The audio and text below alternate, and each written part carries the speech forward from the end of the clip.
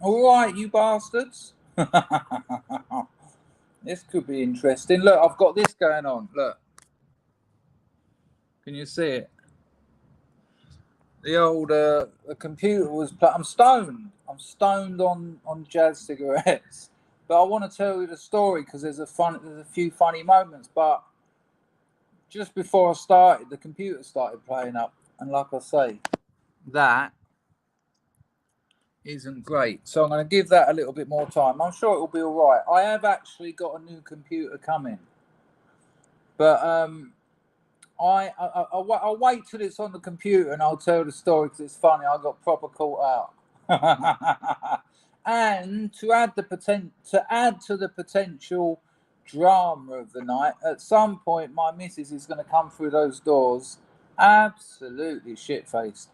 I left her about 2 hours ago and she was already 3 sheets to the wind. So she's gone to a mate's surprise party. Lord knows what. Whether I don't, maybe they'll carry her in on some kind of stretcher. Maybe they'll winch her up the side of the building. Oh, come on, computer! This is ridiculous. I think the trick is to leave it, though, isn't it? What do you reckon? Who's in? Let's say some hellos. But this is Stoner's revenge stream. Because all the stoners and the stay highs I regularly put a playful yet sincere. Oh, look, I've got that. Look. To skip disk checking, press any key within 3 seconds. There you go. It would appear I've skipped disk checking. Maybe not a good thing. Oh, here we go. We have bright lights. Bright lights, big city. Cool. Spat an almond. There it is. So yeah, that she could be in quite a mess. But I don't want to. I know you can't hardly see me because of the light, but it looks like we're having some progress on the main frame. And I have got a new computer on order. It should be here within about 10 days. So, forget about that. Oh, while we're waiting, my missus kindly brought me these home for breakfast. She went out early for breakfast and she came home, asked if I wanted any foot. Don't know if you can see the foot on that. Don't know if you can quite see the foot on it. Do you want a foot? What's it a foot from, darling? I don't know. No, I'll pass. Yesterday, I've just seen it's a duck in the chat, and yesterday she had this big plate of meat, and it looked good, and I was eating it, and as it was slowly getting smaller and smaller, and all the skin and the fat was like building up on another plate, there was this one bit left, and it was a weird thing. It was like, it almost looked like a burnt clothes peg with a bit of meat on it. Imagine burning a clothes peg and then using it to grab hold of a little bit of meat. That's what it looked like. And I thought, well, there's meat on there, So I picked it up and I was about to put it in my mouth, and she grabbed my hand. Whoa! Oh, we've got all this lark going on, but this can sometimes be quick. I said, why, what is it? And she went, quack, quack, hear him, quack, quack, hear him. Yeah, beak. Oh, look, we're on. Look. If I can, two can. Lovely. Let's get this show on the road. I could have just tried it, but it wasn't responding at all well, as it isn't now. So, oh, here we go. Password. Can you see that? Christopher Z582. There you go. Wasn't it good with Toller last night, eh? Wasn't it good? Flew by. Excuse me. I've been eating cashew nuts. I've had raw crab today. Did you see my little video on Telegram? I'll show you in a minute, just in case you didn't. Yeah, my missus came home yesterday with a carrier bag of live crabs. And I told my mate who lives in Dartford, he went, oh, crab, lovely. He's thinking about one of those nice big ones. These things about that big. And I said, no, he said, fresh crab, lovely. I said, yeah, it's fresh. They're still alive and they won't be cooked. Yeah, they pick them open while they're still trying to escape the plate. It's fucking brutal, I tell you. See that little glint of light coming under my armpit then? I thought that was a bit of almond that I previously accidentally spat out. Yeah. My tuk-tuk driver, because we've been up the red light area, that's where friends were staying. I got my regular tuk-tuk, well, my old regular tuk-tuk driver. Whoops, he let the cat out the bag there. And he said to me, "Oh, you've been going gym?" I was like, just keep them coming. Keep the compliments coming. He's never said it to me before. Quite the opposite. It's usually gin rather than gym. What's happening here? It's blued me out. Maybe I'll have some water. I'll zoom over into the light while the computer's sorting itself out. But like I say, regular scrubs will know the new computer lark has been going for quite some time. But it's paid for and it is en route. And I'll tell you what's very exciting. I'll tell you what is très malheureusement. Oops, shit. Yeah, it's got a quad, what is it? Quad core, turbo quad core. Yeah. Oh, yeah, I've got a turbo quad core. One in the chat if you've got a turbo quad core. Yeah, look, we're getting there, people. This little preface won't last for too much longer. Anyone else got a turbo quad core? And put 2 in the chat if you know what it is. Wasn't it weird that just yesterday I said I might do a stone stream, but I was going to show you the transformation. And to be honest with you, I'm well over the top of it. It was the horrors earlier, the full-on horrors in some Cambodian bird's house with all her family and friends and her barang boyfriend who was fucking hammered. They were all drinking. I didn't drink anything. I thought, no, I don't want anything to do with that booze.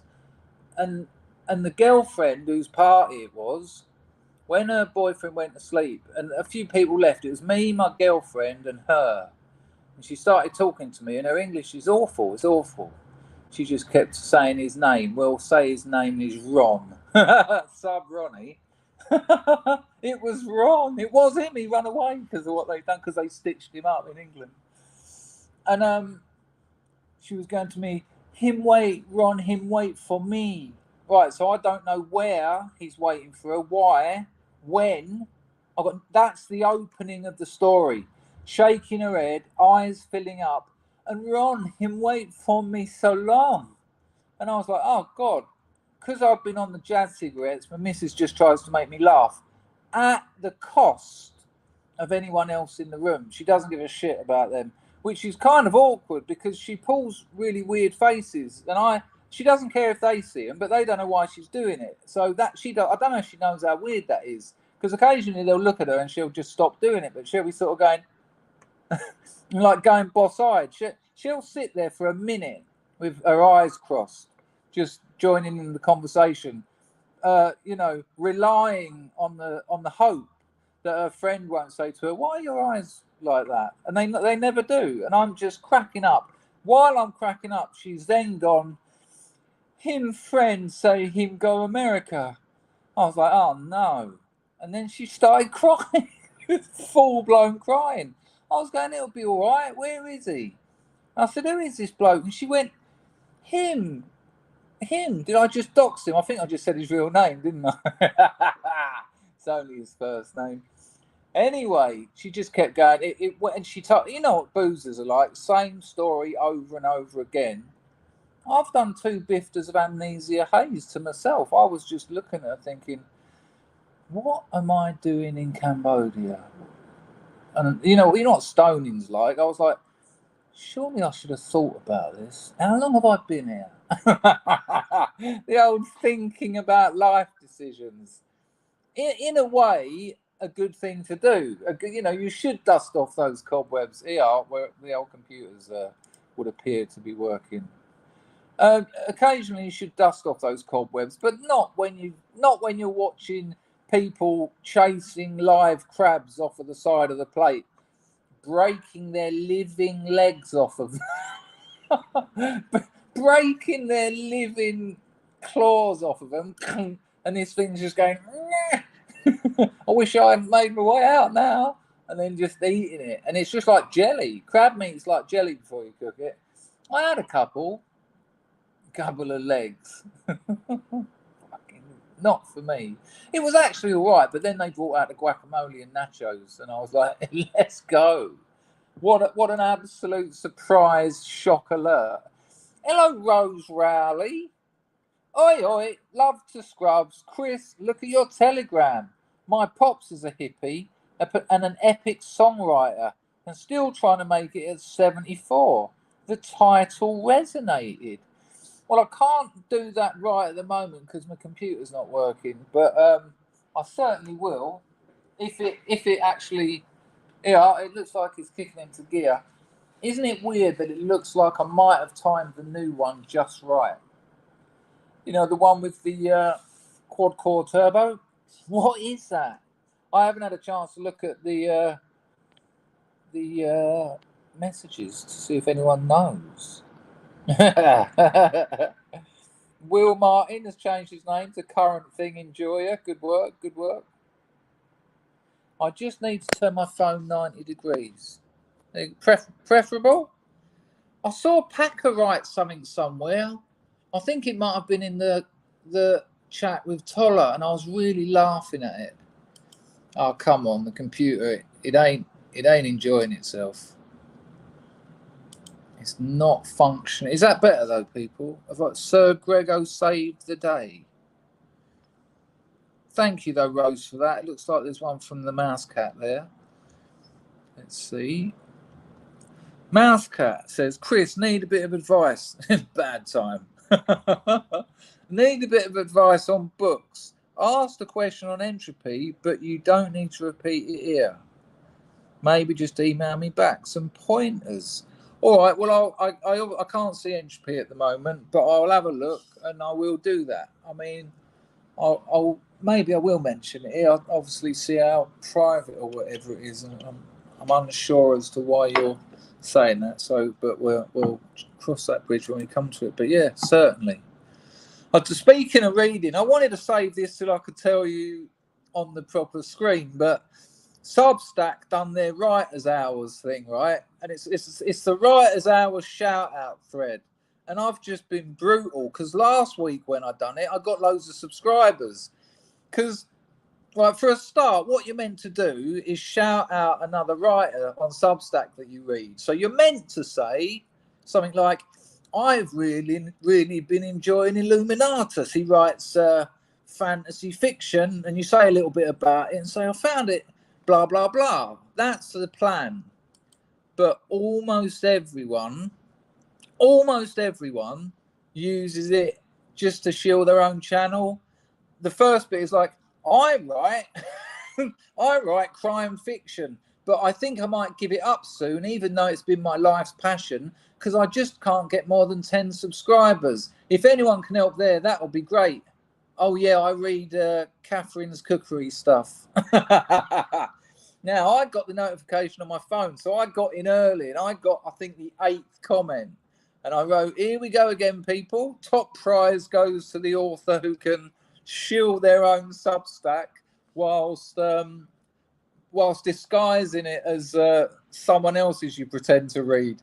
And because that made me laugh, and because I got a bit brutal with them last time, I've just been doing loads more brutal responses because the people on there are so transparent. There's a chance they'll ban me, but I think Substack are cool enough to just say, "Stop being such a shit" in the shout out thread. But I've already got 6 new subscribers just on tonight's answering people's questions. One bloke was like, someone said, "If you could ask any writer anything, what would it be?" And someone said they'd ask Salman Rushdie. Now, Salman Rushdie is one of the bigger names on Substack. Hasn't got as many reads as me, by the way. Fact. And he has got a fatwa, though, so, you know, swings and roundabouts. And she said the question I'd ask him would be how to build a story. And I replied to her, I said, I can only assume that by build you mean write. So your question you'd like to ask Salman Rushdie is how to write a story. And I said, which is, you know, in fairness, it's a good question, and just left it there. And then there's loads of people, loads of people. I'm guessing they're like early 20s, but they love the mythology of the writer. They're sort of like, you know, I might have angst and depression, but without it, I wouldn't be half the writer I am. And I'm not having that. I'm not having that. You know, writers, clarity is what you want. You don't want to be bogged down by depression and angst.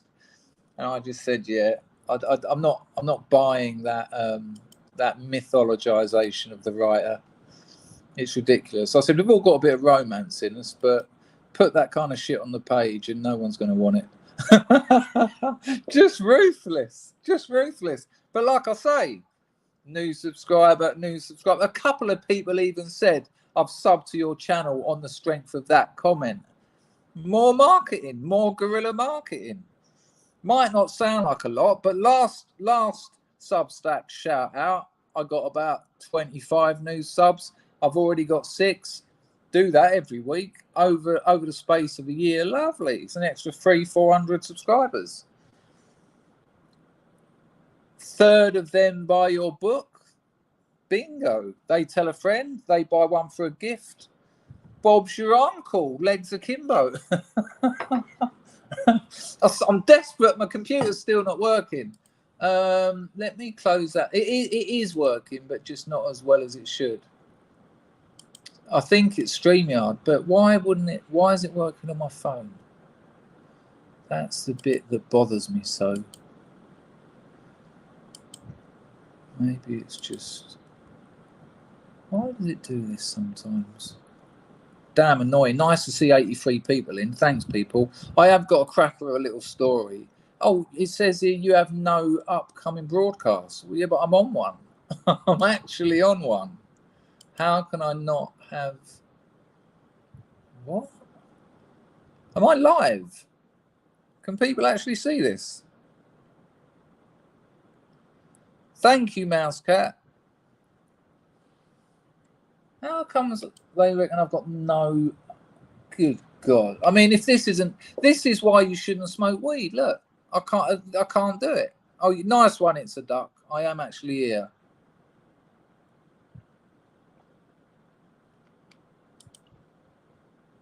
Well, I've just closed StreamYard because how the Lord is it saying I haven't got any upcoming streams? I'm doing one now. Don't smoke the demon weed, people. You see, look at the unmanageability it's created. Let me close that. Nice one. It is nice one. Self-voice haunting.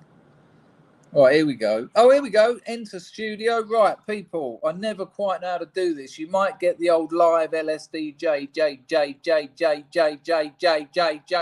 You know the one.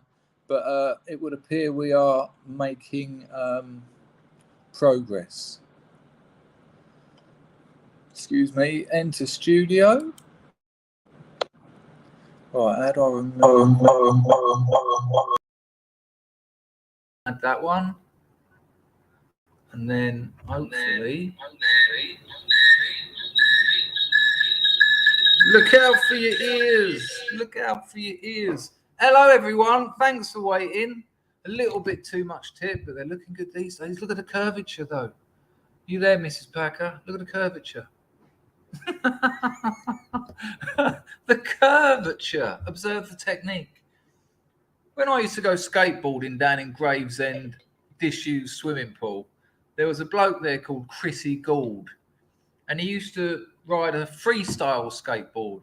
Now, a freestyle skateboard, I will turn the lights up. Good call, Woodlander. I tried to keep them down so they don't burn my alcohol. Oh, no, I didn't have a drink. My cannabijana burnt retinae. Yeah, but you see, now you're asking me to get my computer to do advanced tasks like turn the light up. Could cause the old think-the-court breakdown. If I disappear, people, blame it on the W. All right, here we go. We've got through the settings. It's awfully slow though.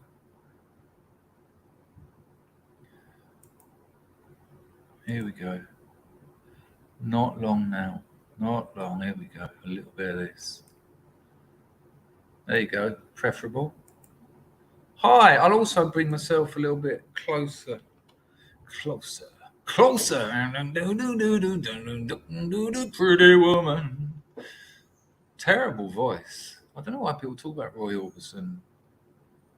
Horrible. What a horrible tone he had.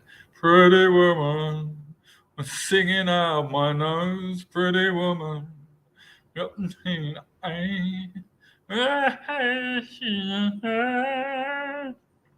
Closer. Right, we're nearly there. What did I have to tell you that was too? Oh yeah, I still haven't told you the main funny. I haven't told you the main funny. I'm just trying to get this Logitech camera thing to snort itself out. 92 lovely people.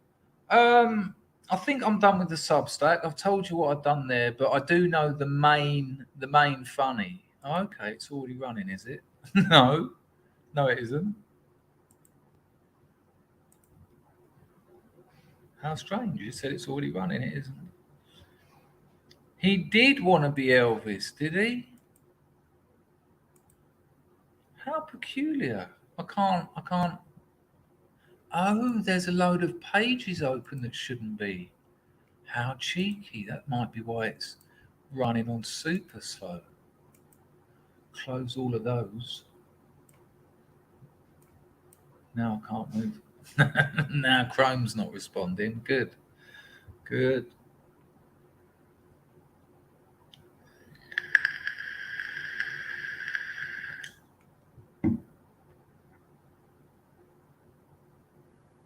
Right, am I back?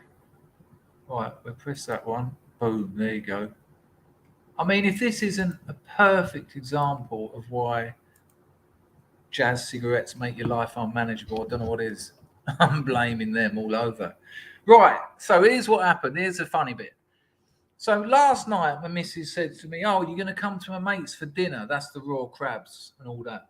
But there was some other food there that was lovely, and I did eat a bit of raw crab, and it was sort of all right. I had a steak before I went though, and she's telling me this pissed up story, and then I get let me try and open Entropy because Mousecap wrote something. Then I got a message on my phone, reminder, my calendar, and I'll tell you what: if you've got a smartphone, a dumb phone, use the digital calendar. It's incredible, and it automatically works with the one on your laptop, and so you know what you're doing. Because without it, I'm an absolute mess. Right, so my phone, I get a notification. This is about 3 hours ago. Let's work it out. It's 1 a.m. here now. 12, 11. No, it was about 4 hours ago. And I just smoked 2 Amnesia Haze Bifters. Everyone else was drunk. It was getting really weird because, you know, when you're stoned and you can see the drunkenness and it's a bit, oh no, not the old you need attention. Oh, not the old your jealousy and I don't want to see all this shit. I don't want to see through the lens of the THC. And I get this notification on my phone, bling, podcast tonight. And I'm thinking, fuck, hang on. I'm thinking, fuck. I've got a meeting tonight and it's a bit of collaborative marketing and it's really important. And I just think, oh, fuck. And then I'm thinking, how long is this massive stoning? And don't forget, I rarely smoke weed. I haven't smoked a bifter without having a couple of drinks first in about 2 years. So, you know, I was just stoned and it wasn't entirely pleasant. And then I thought, this is my life, this is my income, and I've fucked it up. What am I going to do? Come on, you know, Zoom meeting and go, yeah, I've got some things I can tell you about the business if you want, Cyril. I just thought, no. And then I've looked at it and thought, hang on, that ain't that company's name. And then it's hit me. Oh, no, I haven't got a bit of collaborative marketing meeting to have. No, that's next week. I'm going on a podcast about addiction and recovery. And it was scheduled for 11 o'clock. I got this message at about 9:30 while I was tripping balls because no one else smoked the bifters. And I just kept putting them in the ashtray and then just thinking, oh, fuck it, just have a bit more. You'll be all right, son. You've done it before. You used to rip B-loads for breakfast. And I just thought, oh, my days. And there's like kids running around, like serving people drinks. And it's, that happens in Cambodia. It's just a thing. They don't keep away from it. And they're sipping it. And I'm thinking, hang on, I think all of those kids, an age from about 4 to about 10, I'm thinking, are they all drunk? And they were. Now, me and my brother also done that. When we went over my alcoholic nan's, she'd always get us to serve drinks. But it was a bit more hush-hush. And it was more like put a sort of tea towel over our arms and go, another gin, Nan? And she'd go, oh, thank you, sir. And then we went outside, me and my brother would have a little sip and sort of go, ah. But these kids are bringing across like 2 whiskies with ice, neat whiskey and ice, and just going, because everyone's too pissed to notice. Oh, except Stoner Dangerfield thinking, oh, this is a weird night out. Lovely flat, though, overlooking the Mekong.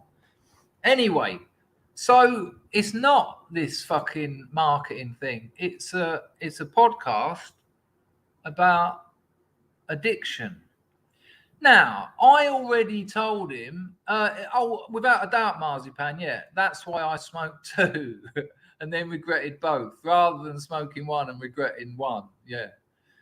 I'd already told this bloke that I'm not NA clean. I'm not abstinent, I dabble. And also, dabbling fucks my life up. A lot of you will remember diazepam gate. I don't necessarily get away with dabbling. It fucks me up. Different drugs and even drinking can ruin things for me. And I thought, and I was going to talk to him about that. Because I said to him, look, I'm not proper clean, but I do have a lot of time for recovery. Going to finally finding a decent rehab and going to a lot of NA meetings actually allowed me to change my life. I'm not abstinent, but I'm not a fucking homeless junkie being chased around the country because I'm £80,000 into a crack dealer. And that was going to be my angle. And I was going to say, whatever works for you. And I was going to say, sometimes when I use whatever the substance, and give the example of diazepam gate. But then I was thinking, I was going to say to him, look at, and for instance, now I'm absolutely hammered. And so less than talking about the potential problems with dabbling and the effects that narcotics can have on my life, I would actually be demonstrating it, because this is quite hard for me at the moment. I'm not as relaxed as I usually am. I know that I'm stoned. I'm nowhere near as stoned as I was, but I am a little bit, I'm on the back end of a stoning. I mean, I'm sure most of you know what that's like. But I've never spoke to this bloke before. Imagine he just come on and he was like, okay, today we're talking to, because he met me on Substack, found me. And, today we're talking to Substack author Chris Dangerfield. And then started talking about it. And then imagine he went in really heavy. Like, I'm thinking, oh, I'll be all right, couple of bifters. No. And like I say, this was scheduled for 2 hours ago. So I would have still been absolutely stoned. And then imagine he went in really heavy and said, let's go back to your childhood. You talk about trauma and sexual abuse. My stoning would have gone, and I'd have sort of gone, yeah, that wasn't great. And this is one of the 100 podcasts and emails I've got listed to start the ball rolling to promote my novel, I've got about 40 that I'm going to do now to get people on Substack, and then 60 to tell people to order it in advance. So the day it comes out, the sales all count for that day, and you go up the lists. And I just thought, look at that, a couple of bifters has ruined it. He'll be really serious, and I'll be going, it's a bit bad, isn't it? Sometimes the drug. So now everyone loves a cancellation. Let's be honest. In the YouTube world, I will promise you, Horace, Toller, I'd say Colette, I'd say Harry, Truck UK, Barkley, the Iconoclast, Hugh, when he was doing it. Most people love a cancellation, because although you have to do collaborations and all, and me and Toller yesterday, what a fantastic chat that was. What a fantastic guest he was, I think, more than anything. I just set him off and he ran with the ideas, and I thought he was very honest and very lucid, and it was great. But it is more work, and it's different than just streaming, because there's someone else there, and he didn't have his face on. So everyone loves a cancellation. It's just a fact. You'll still do it, but next week, it's procrastination. And I thought to myself, I fucking hope he cancels. I fucking hope he cancels. Please, Lord, if you cancel, I will pretend to be nice to people. And when I got home, I got a thing come through, a notification just as I was walking up the steps, sort of going, oh, is this where I live? I don't remember these plants before. What key? And my girlfriend just shaking her head at me. I mean, she was all over the shop, but Stone's a bit like her, who hasn't grown up around people smoking weed. It's an odd way to see your boyfriend, especially me, because I was just so weird. And just as I open the front door, this notification comes through, and I see the word beautiful, bright. I felt my heart come back to life. The horizon of my existence was once again enthralled with potential and freedom and an evening, and not a stoned podcast about not taking drugs. And so I thought, fucking wicked. I just thought, look at that. You couldn't ask for more. There is no unmanageability about my stoning. I've totally got away with it. Oh, I'll just sit in a bit of John Wick 3. Here we go. Lovely. Got a pack of marshmallows. Do the lot. I've done a 45-minute superset earlier. You might have noticed. And I just thought, lovely. And then as I looked under cancelled, it was the collaborative marketing bloke that I already told you is actually next week, saying next week's cancelled. Can we do it the week after? So the same one is still on. And I was like, oh God. Because I'd gone so high thinking it's over. No more stress, no more anxiety. You can just chill. Everyone, what happened? And then I get another notification, but it's an email. And I think, please, God, please do the undoable. And I've opened the email, and it's the bloke from the recovery podcast. And he says, mate, can we do this in about an hour? Because I'm running a bit late. And I thought, seize the opportunity, work the NLP. Everyone loves the cancellation. Just dangle that cancellation in front of him, and he'll run with it like a fucking marlin. And I went, mate, because he said, I've had to do this, I'm running late. And I wrote back and went, mate, this is meant to be fun. You've obviously had a busy day. Let's just do it another time. There's no rush. Return. Basically, I basically said to him, I ain't up for it. And he wrote back and said, yeah, sure, all right. Well, let's set it up for next week. And what a weird double bubble cancellation trouble. Wrong, right, wrongster writer. It all came together in the end. It's amazing. So there you go. So that's why we're here. Ian Ma is still picking bamboo dust out of his nose. You've been eating galan?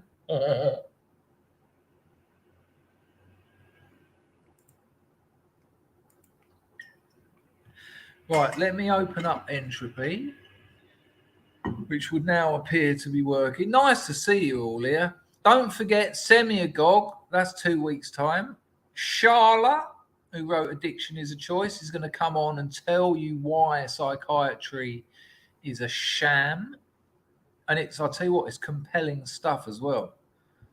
Absolutely compelling stuff. It kind of puts into perspective the whole, the sham of psychiatry has run side by side with the whole development of gender identity. Well, I saw it in that "What is a Woman" thing.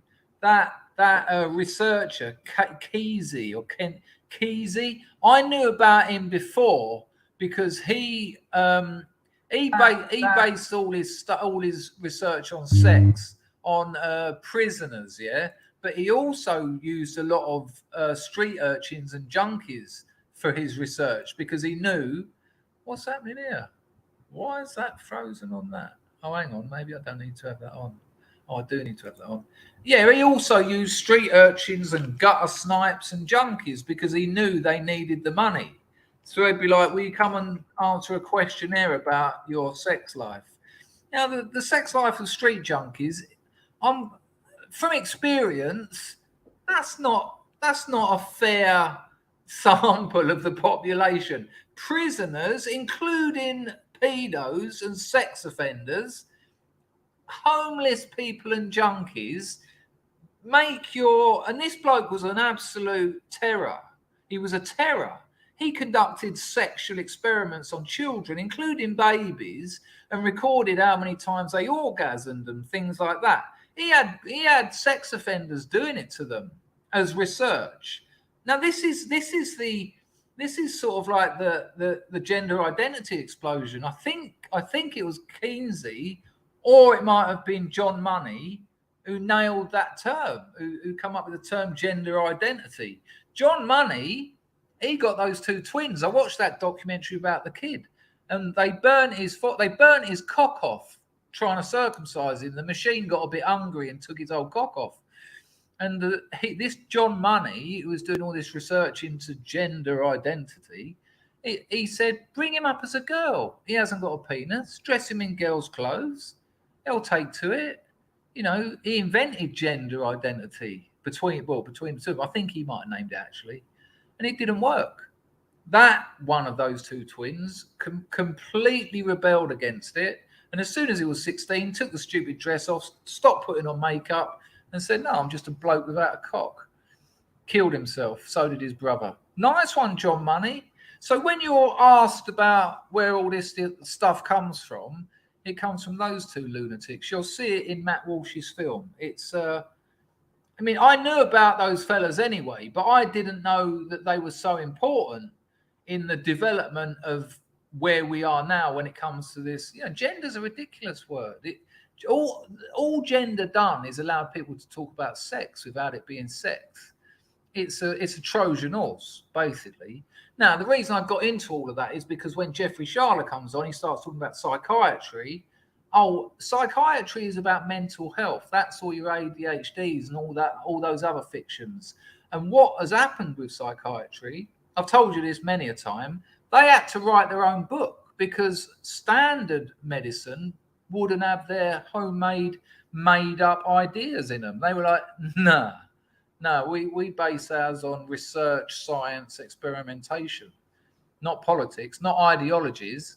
So that's where your DSM-5 comes from. And psychiatry is weaponized because, again, imagine you've got a school and there's 46 kids there. 45 of them have got what psychiatrists would call ADHD. One of them hasn't. Well, in that situation, in that culture, who gets treatment? Who's the one who's got a mental health problem? 45 with this ADHD, or the one who behaves differently to everyone else? It's that one. And that's what psychiatry has done. It's weaponized it. And when you're weaponizing mental health as a foundation to your society, these are kids. These are where most of those mental health things that, that's where the diagnoses start. Get that into their heads. The kid's mental, it needs medication. And then you get a whole culture growing up on that. And you end up having a culture that openly accepts ridiculous statements like one gender, what does it mean, can become another. Psychiatry has grown arm in arm, with the ideas of Kenzie and John Money. And it's very, very dangerous. What a complex weave of demoralization these commie bastards have imposed upon us. Shocking. Absolutely shocking. Right, hang on.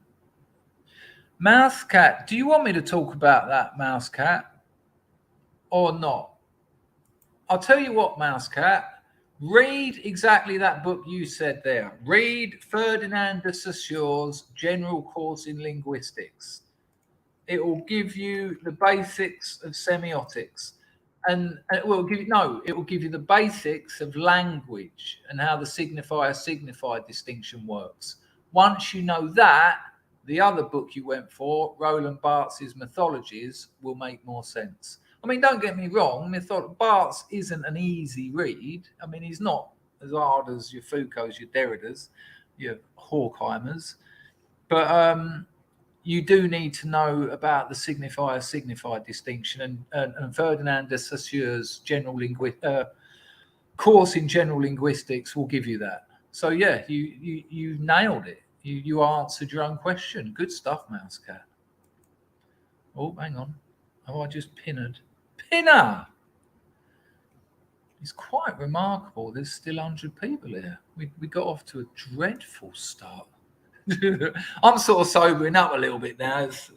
I think once you start talking about the origins of gender identity and circumcisions turning a suicidal child into a dead man without a willy, I think it's safe to say the stoning has left. Hello, Mr. Coley. What story? I got you Hardy. More than many, that I have the stories, but what one?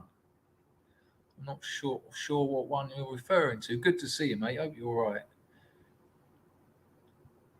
Oh, without a doubt. The nuclear family is already an expression of the damage of the attack, because the nuclear family got rid of the extended family. The nuclear family was mum, dad, and 2.5 kids. Well, you've already lost your community. You've already lost your extended family. In the West, we put our old people in homes. They laugh at you out here if you tell them that. And then they think you're barbaric. What, you can't look after your parents? No, I've got to work. No, you haven't got to work. You've got to look after your mother. No, I put her in a home full of strangers. So the nuclear family, the damage had long been done. Extended families are essential. They're essential for a healthy society. And they were lost, well, post-war. After the war, and again, after the war, what do you get? You get the likes of psychiatry. You get the whole sort of psychological explosion, which in many ways was a good thing. In many ways was a good thing. And psychoanalysis got a lot of people out of a lot of trauma that they experienced in the Second World War, of which there were fucking millions. However, the other angle just continued up that path until we are now atomized beings. We now sit behind computer screens for the first time in history, after many philosophers and thinkers have talked about the difference between the map and the territory. The Polish writer Zabinski, I think it is, Baudrillard's talked about it, Alice in Wonderland, it's in, Lewis Carroll, all of these, Jorge Luis Borges, the Argentinian writer, they all talked about the distinction between the map and the territory. And now the internet is the map and the territory. And that's an incredible turnout. It's an incredible turnout. That is an epistemological fracture. We are now in... what is it? In the Borges story, I've said this on this channel so many times, The map is made at a 1-to-1 ratio with the empire. So where there's a table, the map is the size of that table, etc., etc. And as the empire dissolved over years and, you know, broke up and failed, so did the map. And people who came to visit this old empire got the map confused with the territory, which is healthy because that's how it should be, because this is the map, and which isn't healthy, but at least there's still a distinction. They might not, in the Borges story, they might not have been able to tell the difference, but there is still a distinction. But internet culture, the map and the territory is one and the same. And that's where we are. It's all over. You're fucked. There you go. Marzipan's getting on that Baudrillardian talk. It's an original fake, the true expression of the closed sept. Exactly. Those watches in Thailand, genuine fakes. And what were the other ones we found out about? What were they? Clones. Rolex clones. Some of them are saying they're actually made in Rolex factories. I don't know about that, but yeah, no, you're right. That's what Baudrillard said. Originals. That's what Andy Warhol was all about. Andy Warhol made copies where there was no original. If you're screen printing, there's no original. It's only copies. It's incredible stuff. If you read Walter Benjamin's work of art in the age of mechanical reproduction, which was looking at art in like the 1920s and 1930s, and the movement away from sort of realism into the sort of impressionist phase, another lumpen art category that supports the markets and not artists, then into modernism, the arrogance of the art world. The artists actually called an era modernist. Oh, I'm a modernist. Well, that ain't going to age well. Because when that lumpen category's over, you're not going to be modern. You're going to be modernist. And the art world's meant to be clever, meant to be bright, meant to be creative. And what come after modernism? Where did those creative juices go? Postmodernism. Oh, well done. Well done. After modernism. That's the artistic realm within which we walk now. After modernism. What's it going to be next? Keen is saying I'm buffering badly, but no one else is. So nice one, Kevin, but I think it's potentially just you. I'm an island boy. Yeah, likewise. And my missus too. And my missus. I apologise, but I kind of needed to share it. I needed to force it upon thee. I couldn't have it myself. Joshua says classic internet. I'm all over that, Josh. I'll take that. Hello, Della. Hello, Leon. Oh, it would appear Mr. Keener is right. It would appear a few other people lost me. There you go. But I think it's fair to say we are going to have a few problems here. I don't know how much longer we've got left, to be honest. Hello, Pizzle. Nice to see you. Hello, Billy. Hope you're well. Well, I hope the buffering's over. I can't even say buffering. I don't know why. Every time I say it, it sounds weird. Hello, Barney.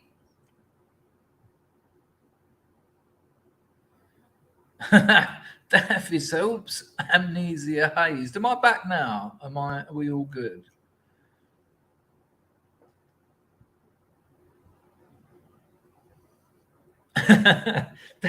Daffy said he's not keeping up with the chat. We should all go and see if he notices.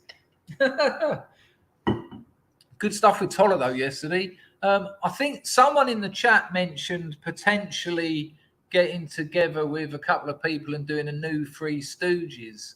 I haven't mentioned it to Toller yet, but it wouldn't be a new Three Stooges, but you know what I mean. 3 people having a chat on the regular. I'll have a little think about that.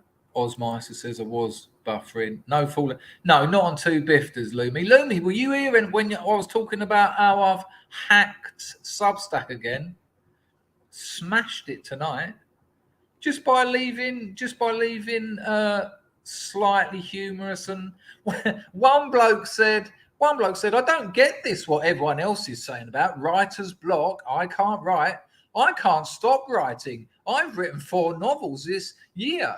Anytime I've got spare time, I just write and write. Can someone tell me what I'm missing? And I just thought, the transparency of it. The transparency of it. After I'd already put about, top prize goes to the person who shields their stream in the disguise of, shouting at someone else, which is what the thread's meant to be. And then someone else wrote and said, yeah, I'm like that. I just can't stop writing. And I put underneath it, he said, oh, good. He said, I was getting paranoid, people thinking I was arrogant. And I wrote, you weren't getting paranoid. So Lumi, I've just been dropping a few truth bombs in the, because you know what that Substack shout out thread thing, it's a bit arse-licky. Can anyone like me? Can anyone sub to me? What I mean is I like a lot of other people's writing. So I just went in a bit hard and heavy. But when I'm sober tomorrow, I'll probably think, no. When I get that message from Substack. Substack is meant to be a safe space for writers. Oh, well, it doesn't sound like it is one for me, because if you're about to ban me. Well, Tim, hello, Tim. Tim says writer's block is real. Yeah, but writing is just, if you've got writer's block, you need to go and live a bit.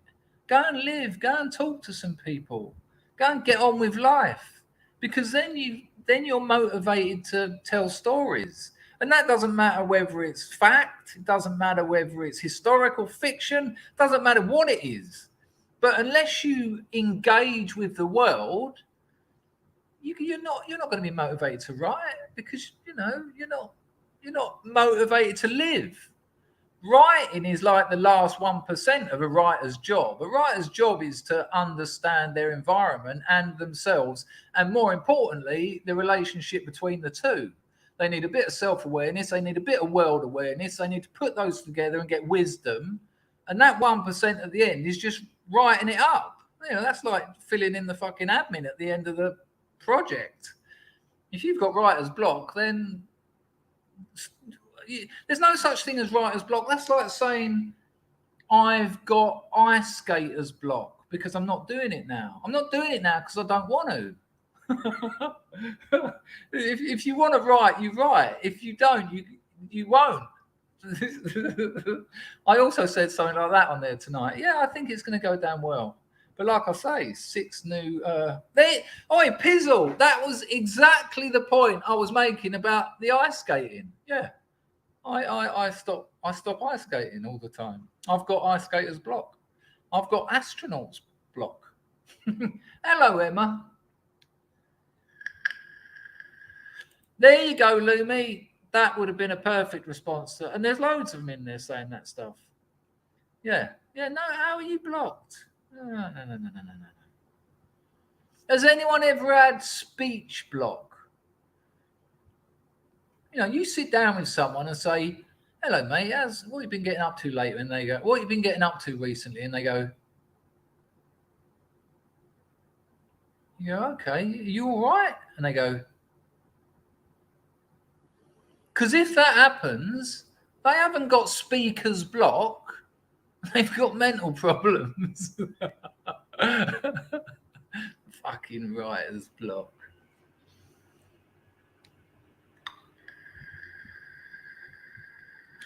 Keena says that now they've passed the 05 bill for scorpion syrup, you'll not be able to sue for damages, and now opens up for everyone will have to be jibber jabbed. Good Lord. Good God. Well, it keeps going, doesn't it? I mean, I can't believe Trudeau's banned handguns. Canada's finished, man. America ain't far away. The United States of communism are not far away. The Democrats have almost converted America into the exact historical and social relations and economic relations required to create a third world country. out of the finest civilization on the planet. You've got to give them some credit. They're so hateful. Communists hate humans, starting with themselves, of course. You can't hate other people if you don't hate yourself. It's an impossibility. I am not going to smoke one live, man. Nah, it was too scary already. I don't know whether you missed the beginning, Vincent, but I thought I had other things to do, but luckily one got cancelled, the other one got cancelled. It was all a bit complicated, but it was a real relief. And when I smoked them at the party, thinking, it'll be all right, it's hours away, as soon as it hit me, I thought, you've really fucked this up. You know.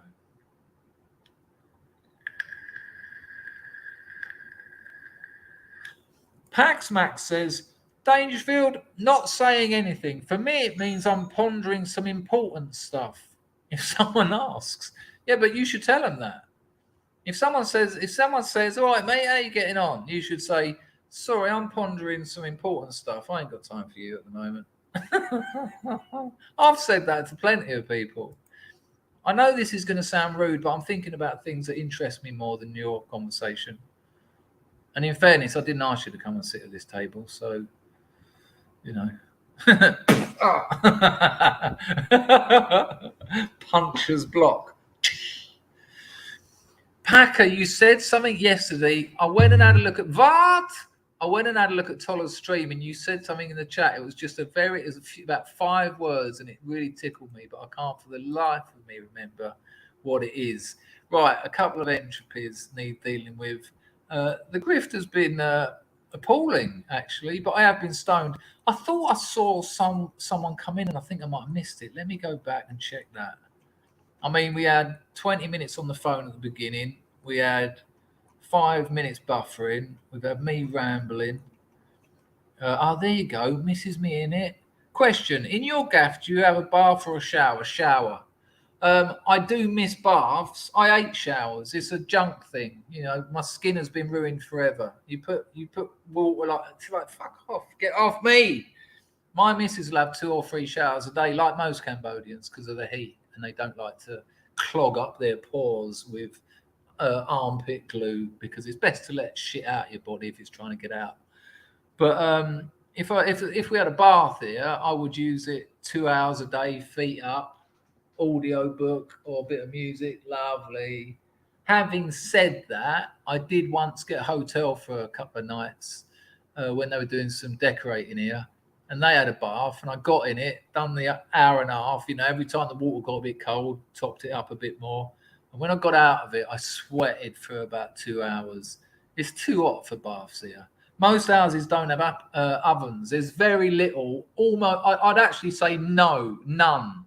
There's no baking in traditional Cambodian cooking. For the simple fact, it's too fucking hot. If we put something in the oven here, it's just too hot. The house is sweltering. So while I do miss baths, because they're lazy mans, I like a lot of time on my own. So, you know, in the bath, lock the door, headphones in, good night, drown. But no, yeah, so it's shower. And I sometimes skip them. But, you know, if you don't do the washing up in this house, in 2 days, there'll be things living in the sink. Seriously. You have to keep an eye on things. So if I don't have a shower for 2 days, my missus will pretty much throw me in there and wash me down. And there was another one that come in there, I think, from Anglo. There he is. Hello. Hello. I think I'm off the stoning at them. I think I'm well at the other end. I still feel a little bit uncomfortable, but yeah, I was stoning today. I did indulge. Well, we had that chat. Thank you, Anglo, for that donation as well. We had that chat the other day, Pizzle, about that. And you said words to the effect of, I wish I'd had your experiences and something and things you've done or something like that. And I said to you, the thing is, and I hope this comes through in my shorts on Substack, link in the description, totally free. And it should in the novel. most of those experiences, most of those stories come out of loss. They come out of fear. They come out of a lack of self-esteem. They come out of a lack of self-love. So there's a payoff, especially if you're a creative. You know, I can't write stories that didn't happen. I haven't got the head. I haven't got the imagination for it. But well, to an extent. But there's the payoff. I've got the goods. I've made the, you know, I had the recipes, and here's the dinner.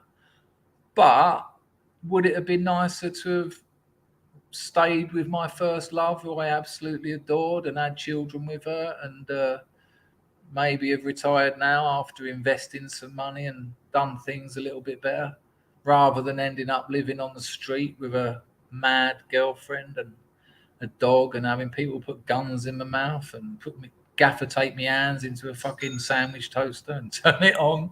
You better start talking, you know, and all the other stuff. I think I've been very lucky. I've been very lucky. I know people who've done a lot less than I have, you know, in terms of knocking people and causing problems. And, you know, they're walking with a limp these days, or aren't here at all. So, yeah. Right, I think I've got to get the old paint shop software working for...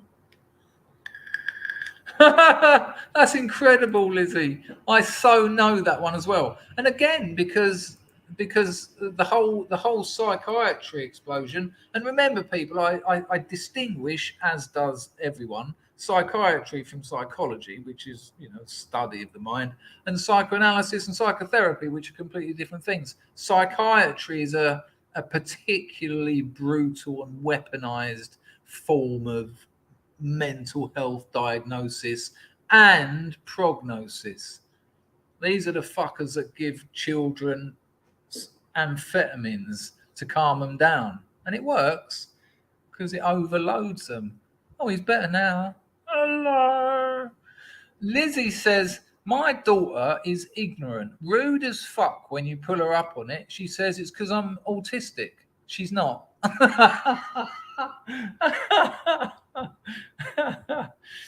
I don't know a single junkie. I'm not suggesting your daughter's a junkie, but I don't know a single junkie who hasn't at one point thought, maybe it's because I'm autistic. Any excuse apart from the fact that maybe I'm just terrified of life and I need to sedate myself every day.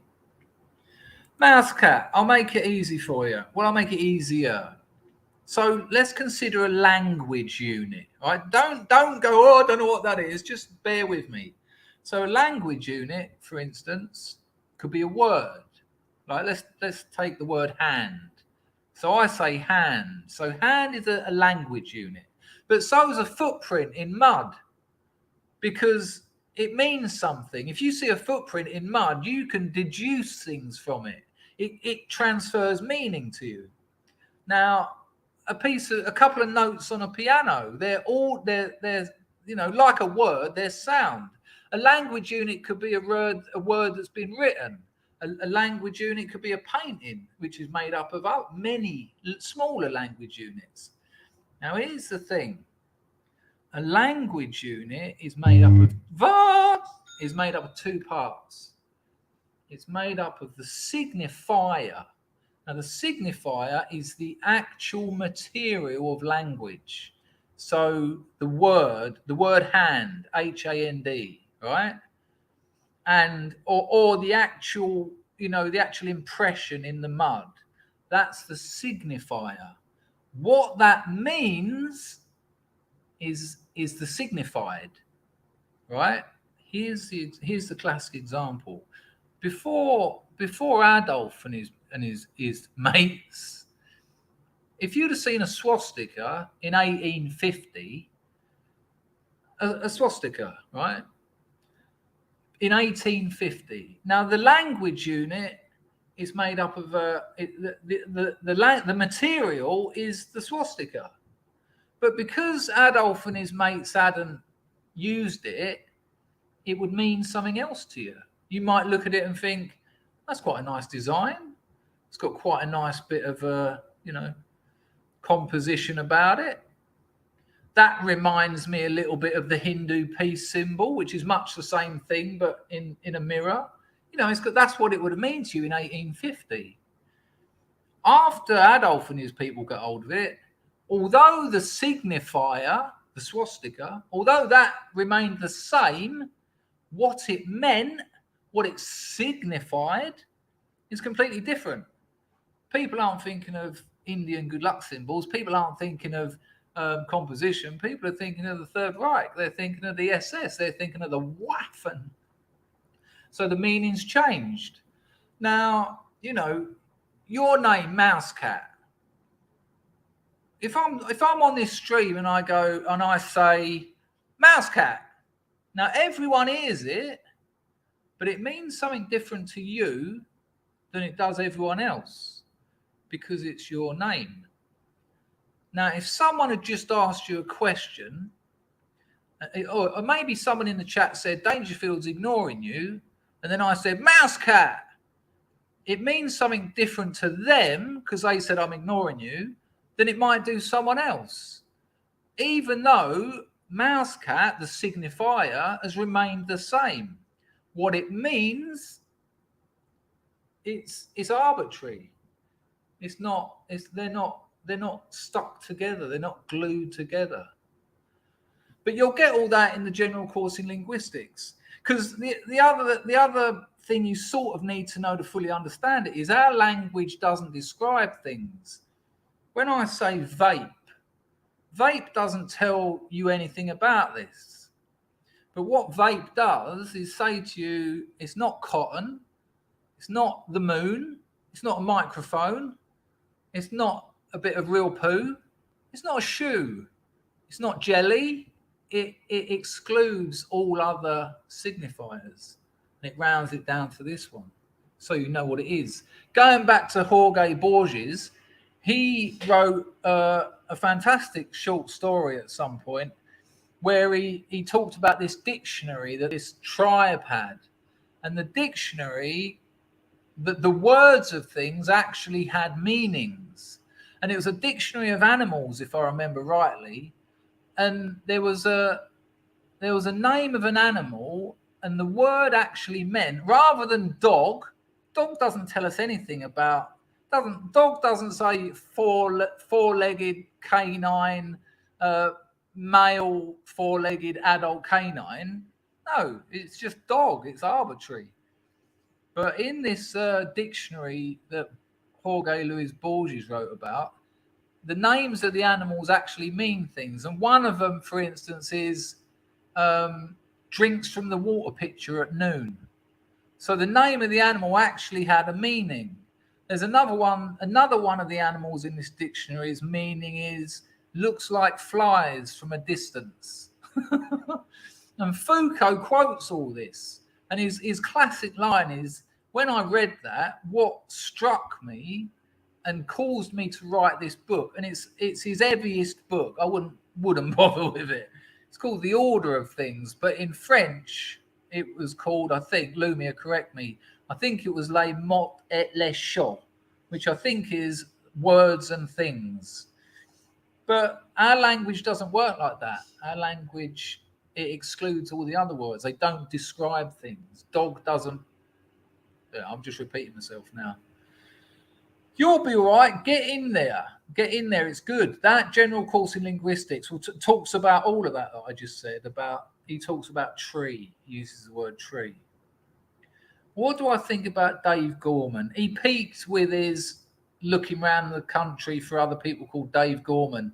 And ever since then, it's just middle-of-the-road TV shit, you know. But if you like him, yeah, and he's a left-hard, but like you say, so they all are. But he peaked with his first hit. Niggling Bill says, intersex is very rare. It's inquisitive, Bill. I know that. Right, let me do these entropies because it's just not fair otherwise. Right, we've done mouse cats. I think I can get those three on the screen using my tech skills. Hardy, I can't remember the story you want me to tell. I don't even know if you're still here, mate. Hardy put me up at the Edinburgh Fringe twice. And I'll tell you what, people, the worst thing about the Edinburgh Fringe is accommodation, because they double the rates. It's silly money. You've usually got to share with a load of comedians, and they're the most depressing people. Hardy had a lovely pad about 20-minute walk from my venue. Didn't ask for anything. Some mornings, he's a chef. Some mornings I'd wake up, not feeling too clever, and they go, "Do you want some food?" And I'll be like, "Yeah, please." Frying pan out, chop up a bit of meat, pop it in, herbs, spices, bit of this, bit of that. 5 minutes later on the plate, fucking delicious. Cheers. Wonderful, wonderful. And he got me on his show. I hadn't even done a solo show at Edinburgh. He had like 450 people in his audience. I wore a pair of 8-inch stilettos for no reason. That was quite good fun. Right, where are we? Like I say, Arlie, if you're still here, I don't know what story you're talking about, mate. But that was fucking lovely having that beautiful accommodation. I had my own room. I wasn't like sofa hopping. He gave me my own room. And he let the missus stay. But I wouldn't blame him because she was fucking hot, man. That busty Asian was something else. Mr. MF drops in a Lady Godiva. He says, after the primaries that just happened here in the US, I'm way more confident in the coming red tsunami. I'm also hopeful this means the race, sex, climate, religion will ultimately die here. I've said this about the midterms all the way, and I've kept a bit of an eye on the recent primaries. I'll tell you now, Mr. MF, it has to happen. America's over if it doesn't happen by the midterms, and it has to happen from the ground up. Local police chiefs, parent teachers associations, district attorneys, all the way to the Supreme Court. And it will. Americans have seen what the communists have done to the United States in a matter of what is it now, 19 months? They're fucked. It's fucked. 40-year record inflation, no baby food. Just like how much? Someone said it was $100 to fill their tank or something. Ridiculous. Yeah, people ain't having it. That midterms, I'll be streaming the whole thing, and it will be an absolute celebration. See you later, liberals, and your crappy failed project that's giving fucking puberty blockers to children. Bye. So thank you, Mr. MF. Yeah, it's an absolute red pill. The midterms are going to be beautiful. Sir Grego drops in a free bit. Look up Rushdie's ex-wife Padma Lakshmi for a treat. Well, the computer's not working great, but I'll give it a go.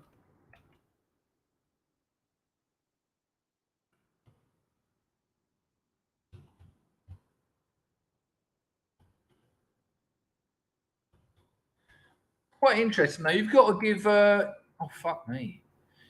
Writers always get nice birds. I mean, look at Mikhail Welbeck's bird. Have you seen Welbeck? No, she's an absolute gorge.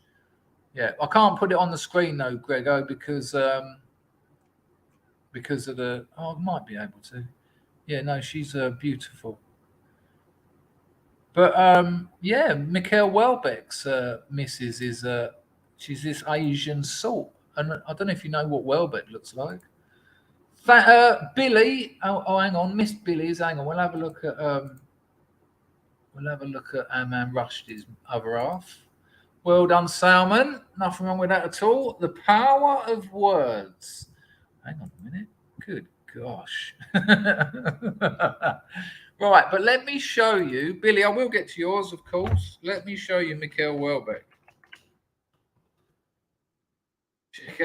You check him out, and then he's got this sort of a wife. Look at him. One of my literary heroes. Will Self told me that he makes people call him Mish Mish. Kind of took him down my rank of literary heroes to an extent. Fucking Mish Mish. You'd be wearing your wine if you asked me to call you that, son.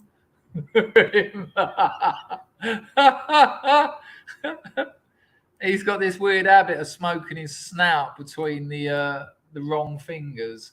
You know what I mean by wrong fingers. Fantastic writer. It's nice for France to actually have a legitimate enfant terrible. And I tell you what, people, Welbeck is based as fuck. Absolutely our man. And I guarantee that. I guarantee it. I think he might be in hiding. He had to move to Ireland for a while. Right, so check him out, right? And we'll see if we can get a picture of his missus up. She's not 10 out of 10, but I mean, let's face it, nor's he. Right, let's check out Welbeck's missus. She's about half his age as well. Good work, Welbeck. There you go. There she is.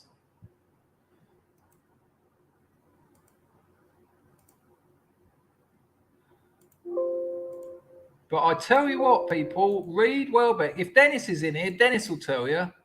He's our man. He's our man, without a doubt. I don't know what Lumi would have to say on that, but he certainly is. There you go.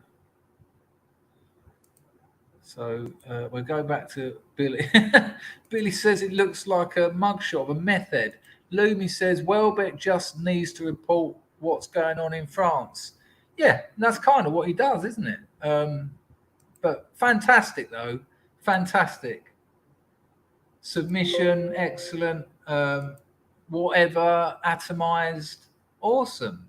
He's our man. Billy says, given all your time in Thailand, oh, sorry, people, I'll share it. Given all your time in Thailand, have you ever accidentally ended up with a tranny? Can you tell me if this is true? Women smell trans. Let's have a look. Oh, yeah, loads of times. The first brass I ever had in Thailand ended up having a penis, and she started kicking the shit out of me. Encourage women to smell their poop. Yeah, yeah. No, I can't. I can't talk about that, Bill. That's strike material.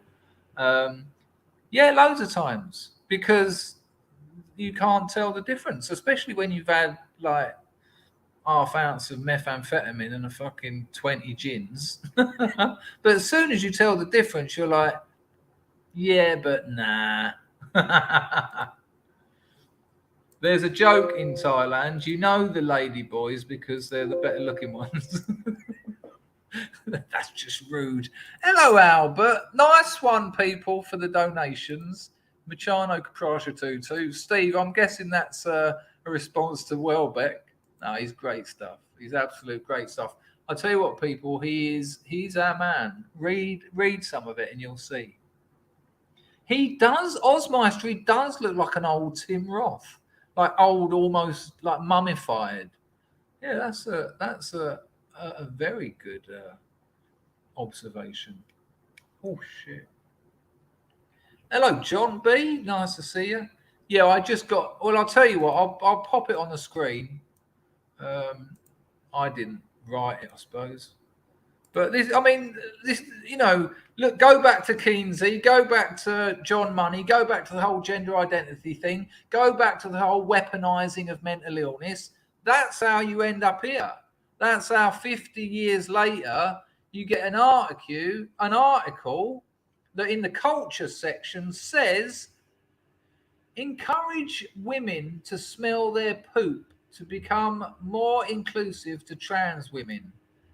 Some women have a hole where their penis used to be, and that hole often shares microbiome with the colon, creating a distinct transitioning odor. It's saying that trans fanny smells like arse. Now, I knew that anyway because I watched Metacor's video on how sausages are made. But that's where we are. It's that's not a joke article, people. That's a legitimate article in their science and culture section. And they're saying smell your poo because smell your back door because that's what my front door smells like. That's inclusivity. And when you're inclusive, that's diversity, which is a strength.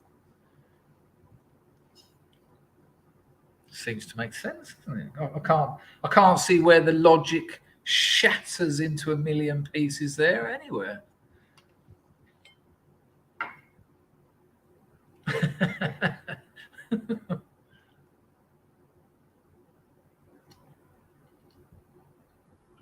Well, think about it. If you go male to female, they cut a hole in you, but your body tries to repair it.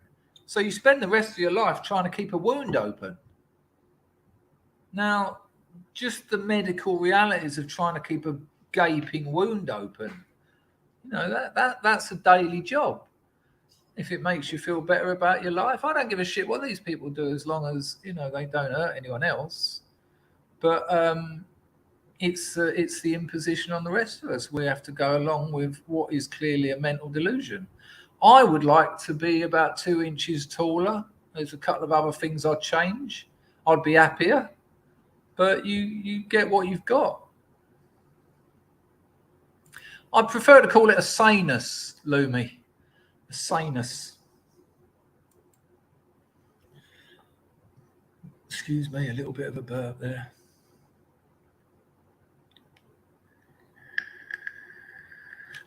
Bizarre thing. I think I might have a couple of things to show you, actually. Let me...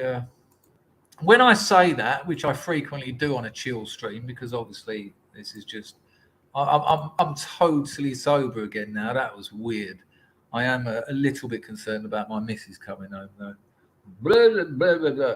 But she still thinks I'm doing the really serious one, which was about addiction and recovery. I said to her, when you come back later, if I'm still streaming, don't be all shit-faced and all over me and trying to make people laugh, because it's quite serious. So I might be able to ride that one out and just say, "Gun." Oh, hang on a minute. Sorry, people. Because I'm an island boy. I'm an island boy. I'm an island boy. Yeah, so she might just tuck herself away in the bedroom and then she'll fall asleep. Pack would rather cut himself another arsehole. Albert's trying to send me a super chat, but keep getting this message. Unexpected error occurred. Anyone know what it means? I do not. That's a terrible shame. Have you tried entropy? I've had people get through on entropy, all right? I'll pop the link in the chat. It's pinned at the top, but maybe you want to do a super chat. Sorry, mate. Albert, that's very annoying. Someone wants to help out the stream and you can't even do it. Thanks, YouTube. Exactly. I'd like to be 2 inches shorter. My poor girlfriend, she can't sit down 5 days after we have sex. She lives in a non-sedentary existence. Sorry about non-sedentary, but I couldn't think. I should have said upright, shouldn't I? She lives an upright existence. Am I going to trick her? I'm going to let her trick herself. I will be lying by omission. So if she does come in while we're still streaming, I'll stop the laughs and the hilarity, and I'll just sort of talk like this, and I'll sort of turn around and go, "Hello, love. I'm going to lay down. I'll bring you some water. You look tired. Although she might be so pissed, she just comes and flops over and smashes the computer up. And she was in quite a mess when I left her earlier. She only weighs like 40. I think she weighs 47 kilos. So, a couple of their pint of petrol cocktails over here, and it's all sorts of trouble. Mousecat has finally become as cryptic as his own missus, and he says, "Get her one of those cushions for farmers." I haven't got a Danny LaRue what that is. Thanks, Steve. Not a problem, mate. I'll drop that in. It's in your head, isn't it? They are so bad. I saw them on a Logan Paul interview, and they walked out because the bloke started giving them financial advice. One of them said to Logan Paul, "I'll probably make more money than you." Yeah? Hang on, you're 250 quid on a Cameo to give a message out. Are you sure? Oh, that's not Cockney though, is it? That's Mockney. That's proper mod. That's what's his name? The old fucking Down syndrome TV chef. I can't remember his name. That's probably one of his. I ain't buying that. I've never heard it, but I know the ones you mean. Ooh, older missus. I'm not going out the back door. No. What she'd need was one of those chairs that you kneel on. I've had enough talking about my missus like this. Ragnar says, Chris, you missed my super chat. I didn't. I was saving it for this special moment, Rags.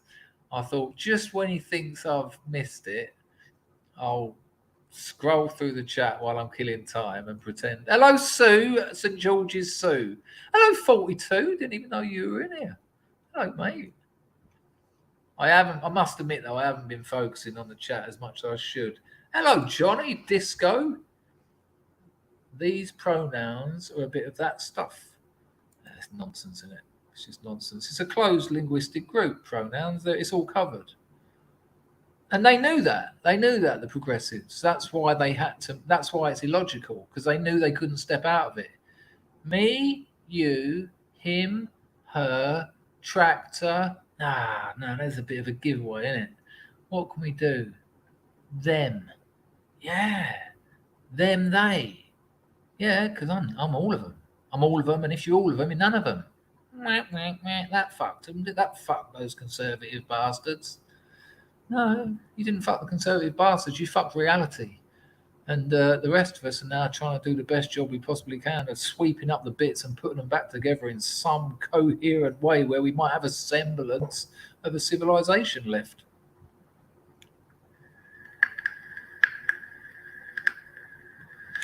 Alexander wants to know what I think about the word morph. Semiagog hates it. Morph. Well, to me, it means the little red plasticine man. But morph. I don't hate words. It's a bit, you know. If he hates it, hate and love are part of the same thing. You know, if you hate something, you've got a lot invested in it. You know, like love. If you know, I'm indifferent to morph. I'm indifferent to morph. So there you go. Now, where's Rags's super chat? Hello, Lulu. Hello, Chris. Oh, fuck. I'm going to have to get on that PayPal. I'll keep forgetting, don't I?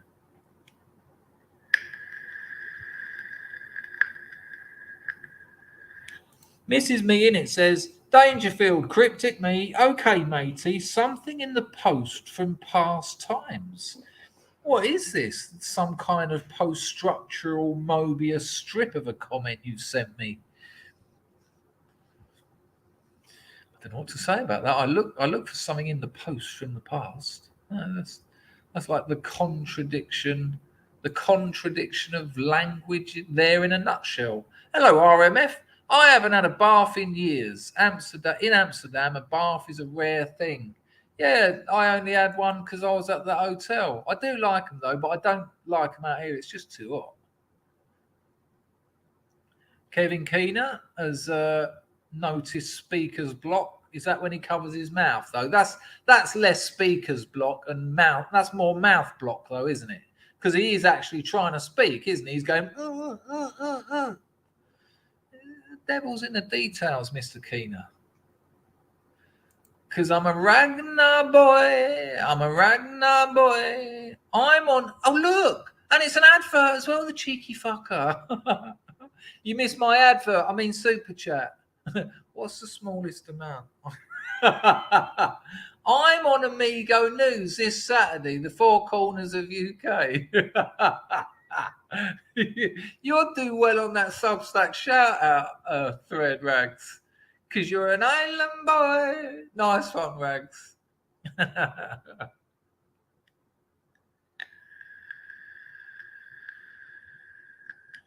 John reckons the World Health Organization have banned monkeypox because it offended monkeys. Monkeypox. You can imagine these people just sitting around coming up with this nonsense, can't you? What should we call the next one?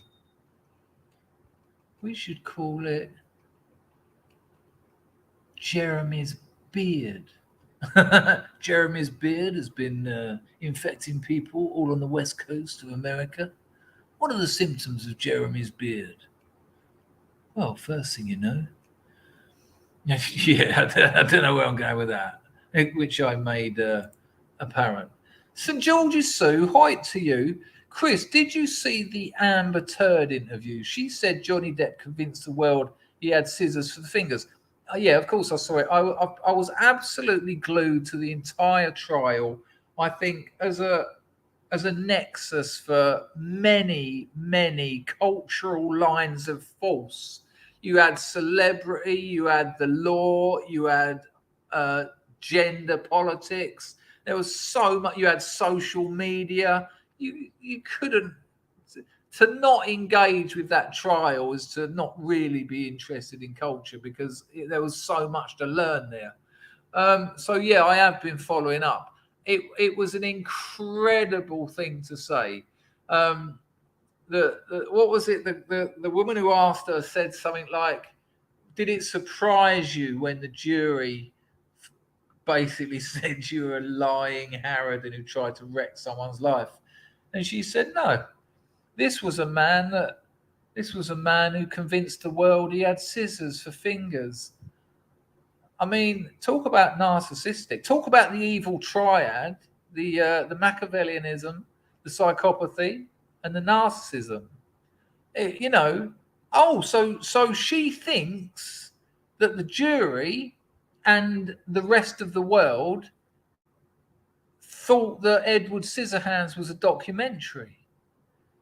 She thinks we watched that and we're like, "Oh, look at that actor. That fella's got scissors instead of hands." No, we suspended our disbelief, which you don't do in a court of law, because there's evidence and more evidence and more evidence and more evidence. And evidence isn't about suspending your disbelief. It's about expressing your belief. It's the opposite. Yeah, man, she's off her head. She's off. She's a lunatic. And every time when she was giving her testimony, which I watched mainly on Ricata Law, the chat was just full of people going, "Sounds exactly like my ex-girlfriend," including me. I said that a couple of times because she sounded exactly like two of my ex-girlfriends. I've heard all that stuff. I've seen all that stuff. You know, you put your dick in crazy, but it's time to get out. It's time to get away. You know, once you've signed your name in that silver ink, once you've signed the cervix in your silver ink, you should really be writing "see you later." It's time to go. I've left a girl's bed once while it was still coming out my penis because I knew that I was going to get something blunt weapon on the back of my head.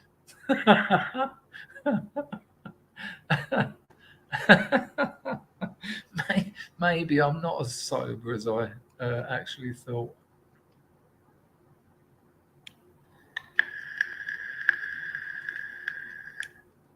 Right, where are we? It's 2:15 in the morning. Dangerfield, did you see the clip of Amber Heard sniffing coke in the dock? I didn't see that. I can't imagine that. No, I haven't, so I can't really comment on it. But I'd imagine that's a deep fake or something. I don't know.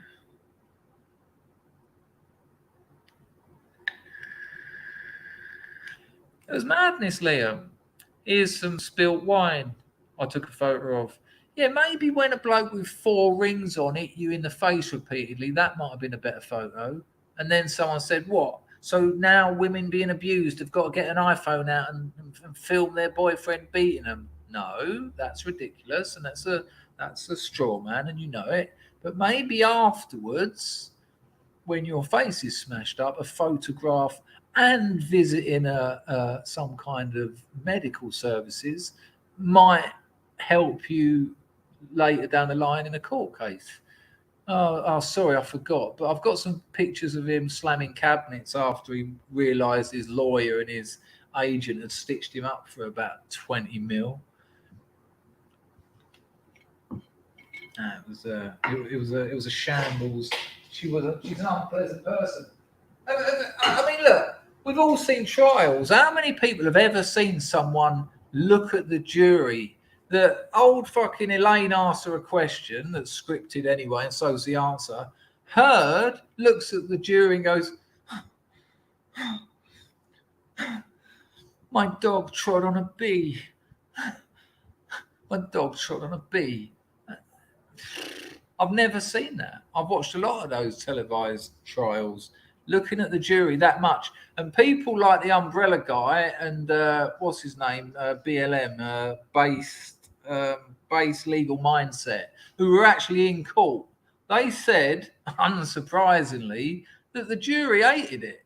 The jury were just like, yeah, can you stop this really uncomfortable addressing us with your worst performance ever against some stiff competition?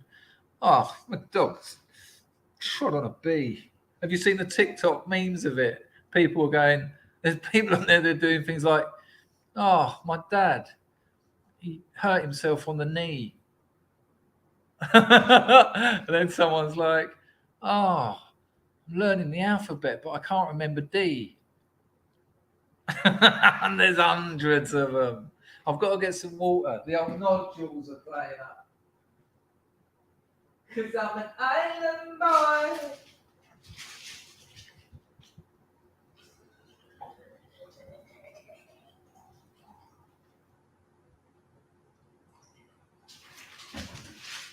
So I should have my old stroke new guitar arriving soon and a new computer. Bit of progress.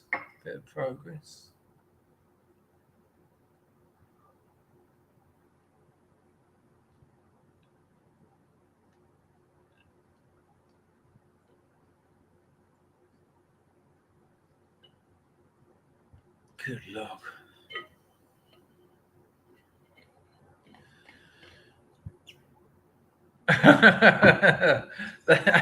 he come out with some blasters, didn't he?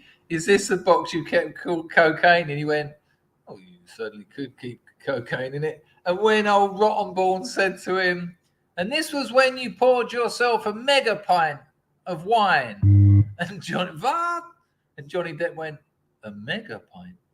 I mean, it's weird, isn't it? Because a pint is a measurement. I mean, a small pint, a miniature pint, a mega pint. They're all pints. Oh, another Substack sign up from my being cheeky on the shout out thread. Don't forget, if you're new here, like no one is, link in the description for my Substack, totally free. 16 short stories already in there. Sign up, get the next one's going to be out in a couple of days. It's dialogue. It's the first teaser from my novel. It's the first bit of my novel that I've made public. Get busy on that. A mega pint. Fucking mega pint.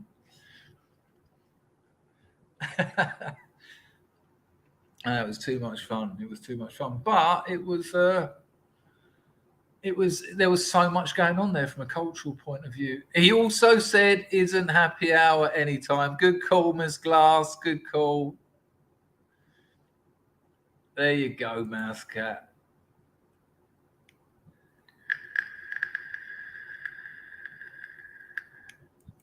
He did tell a couple of lies, though. Have you ever had 6 ecstasies? He says, no, because I'd be dead. Nah, I've done 20 of those in a day, and I'm still here. I think you have as well, Lumi. I've given you so many tips recently. I went round loads of YouTube channels that are similar to my writing, form and content. Aren't just replied to thousands of people. Oh, if you like this, Bukowski, Hunter S. Thompson, Burroughs, Herbert Hunk, you name, you can imagine who. And you'll probably like my Substack. Got a load off of that. Got on that shout out thread. Got a load off of that. It's got to be done. It's got to be done.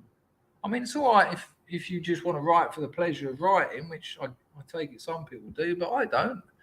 I want to tell stories so that people read them. I want people to read the stories. That's what is exciting about it. Rags is watching Bohemian Rhapsody. It's pretty good. I watched it actually. I must admit, because I like the actor. I thought he was good in the remake of Papillon, but it was well sensual. Billy's going right down that conspiracy path. Amber sniffed something on a handkerchief, probably something designed to help her fake cry.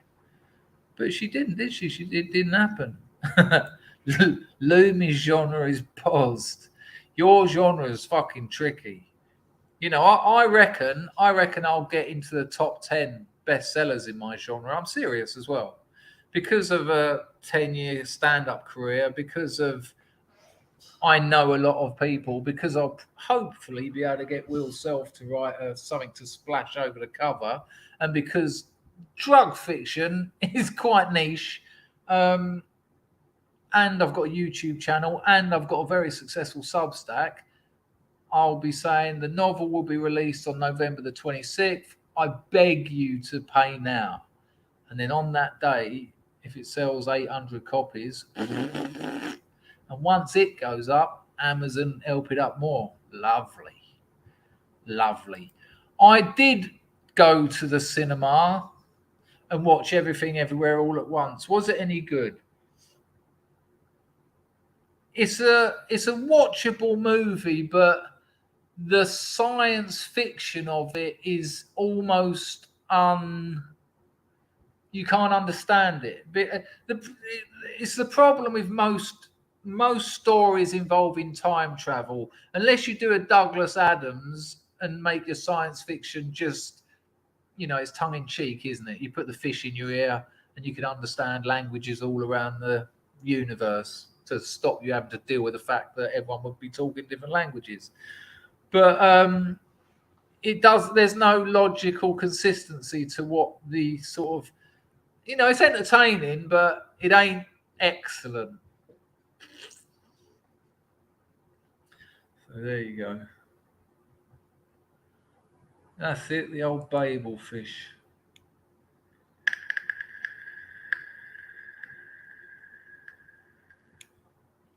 Billy says a ton of feathers would be spread out more and create less pressure. Still weighs a ton though, Billy. Still the same weight, isn't it? Yeah. I can't remember the other actor's name.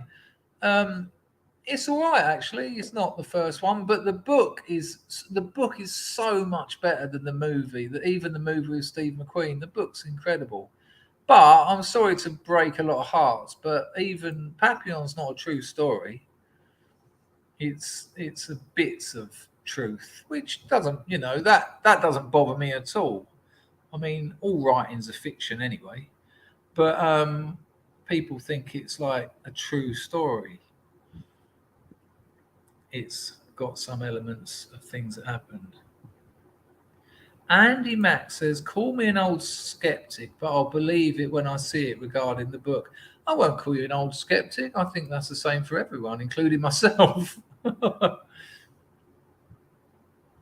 It's a good way of living not to believe something, an object, until you can see it. I think that's fair enough. Vincent says she did sniff up a snort of cocaine. I've never heard it called that before. She sniffed up a snort. Surely a snort of cocaine is something that is a line that someone else has already done. Did it go up one nostril and she snorted it out the other one? It's like a new thing the kids are doing. You have the first hit and then you sort of take the second one out the other nostril. Now, I've heard nothing about that. I'm hoping to it, and I'm hoping to get it out before Christmas. Yeah, I edited the last line, but there's a couple of bits in it that need a bit of fucking around, and then it goes to me editor, and he gets the final say. He'll probably chuck about 40,000 words out of it, and then I'll get the cover done, and it'll be released.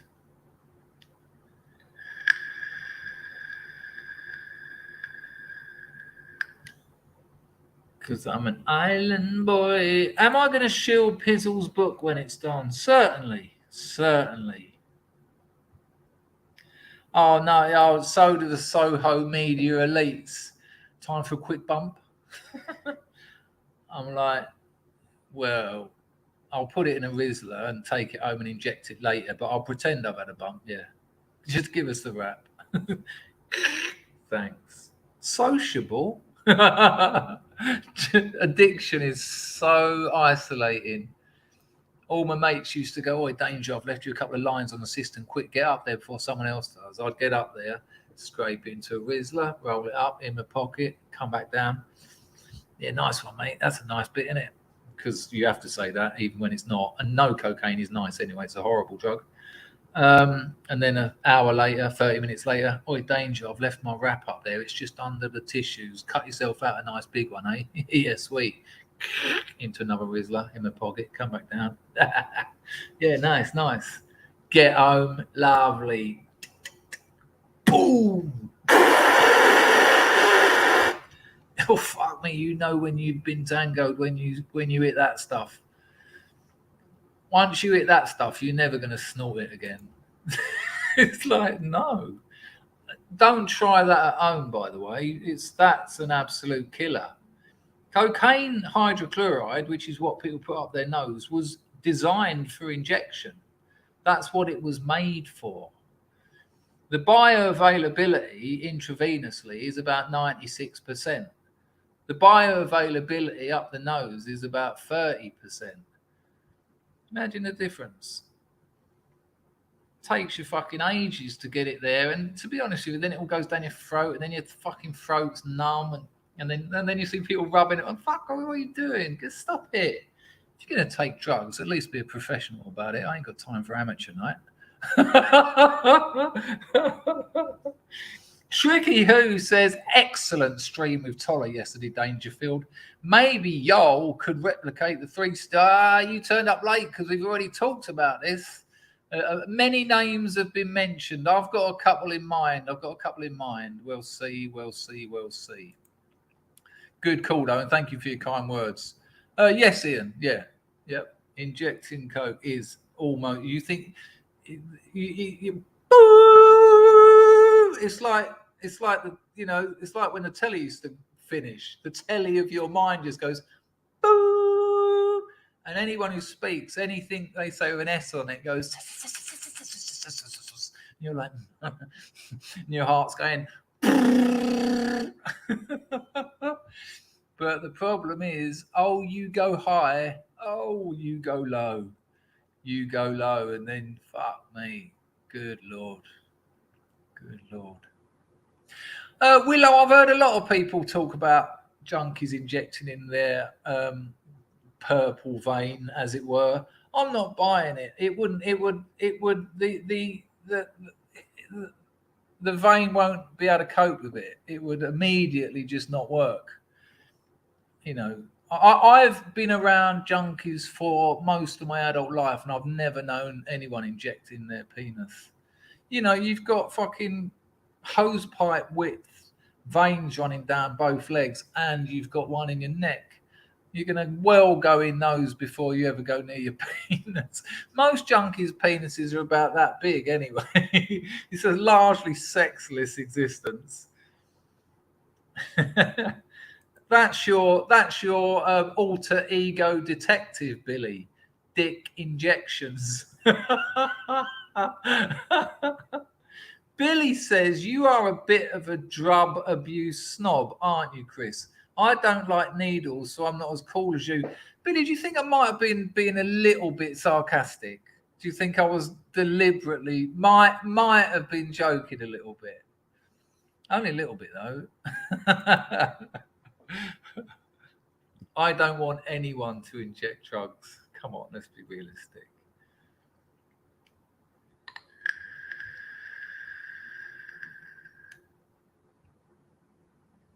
Pizzle's got someone who done it, though. There you go.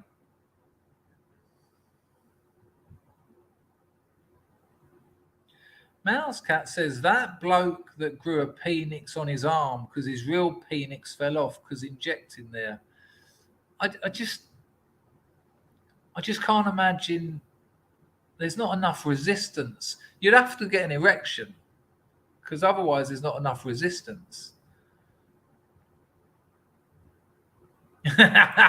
Only wanna see you jacking in the purple vein, purple vein, purple vein. Good call, good call. Hello, John. An hour and 50 of some of the most amazing online content you've ever had. Someone described it as classic internet.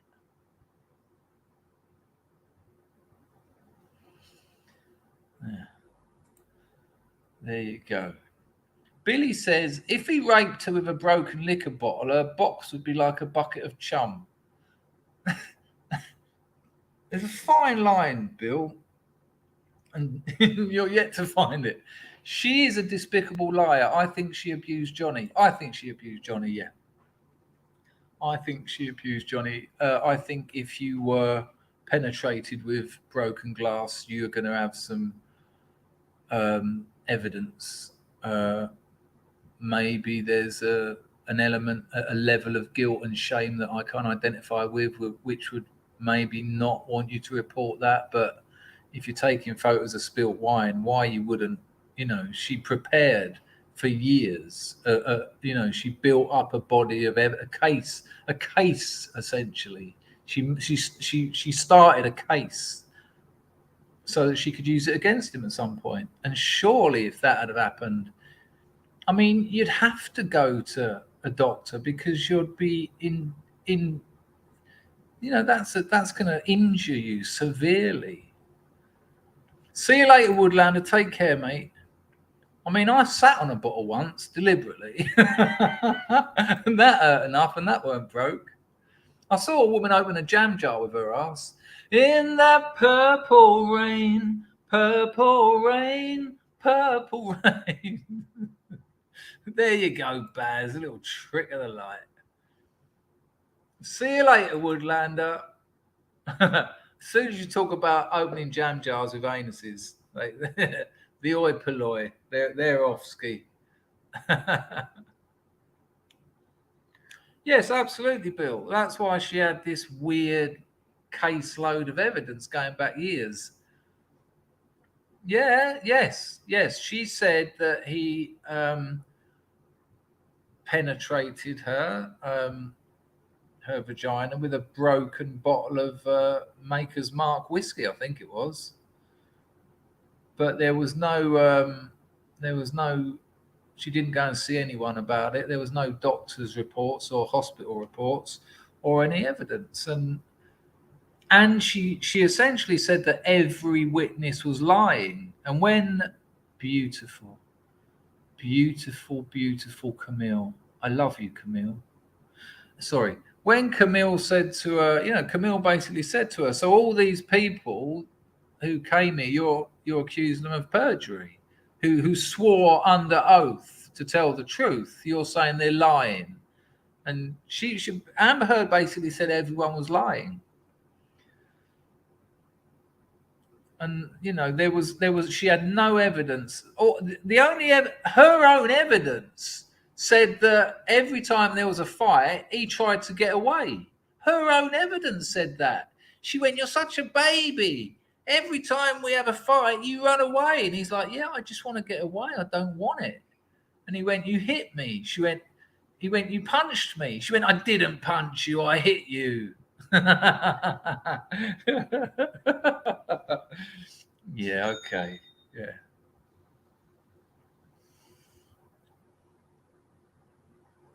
Sounds like a quote from a very good writer there, Ian. I think I recognise that line. I think I used hamster, but maybe we're reading from different hymn sheets. Nice one, Rags. If anyone hasn't liked it, I mean, YouTube don't bring anyone here anyway, so it's nice though. I'll tell you what, the Toller stream had about 1,400 views, which weren't bad considering we were competing with PWR, who do a good show, and I know a lot of scrubs watch it. And I know a lot of Tollers people watch it. It was quite a stream. Billy says, is it true people put cocaine on their penis? Yes, it is. What would be the point? Are they premature ejaculators? What is this about you sitting on a bottle? Is that your party trick? Bill, I haven't sat on a bottle. It was just a joke. It's just a joke.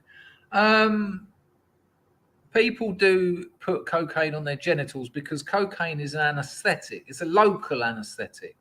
So if you put it on your glands, it will numb it, and it will also then go on to numb the woman as well.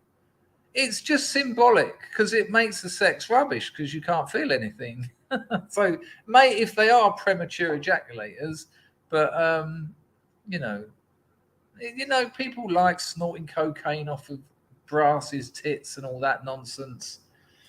It's because it's expensive. It's like pouring champagne over a woman, because it's expensive. You wouldn't pour a $4.99 bottle of Morrison's own vodka, Morinov, over a. Well, I actually. Funnily enough, but you know what I mean. Sulfate is better than cocaine because of the price difference. It doesn't have the same symbolic kind of effect. People like, I put 200 quid up my nose last night, and the speed freak says, I stuck £3 worth of sulfate in a Rizzler and still had a better time, but it's £3, so he was here, Toffee. He had to do the off. Something about feeding the children in the cellar. I don't know. But, there you go.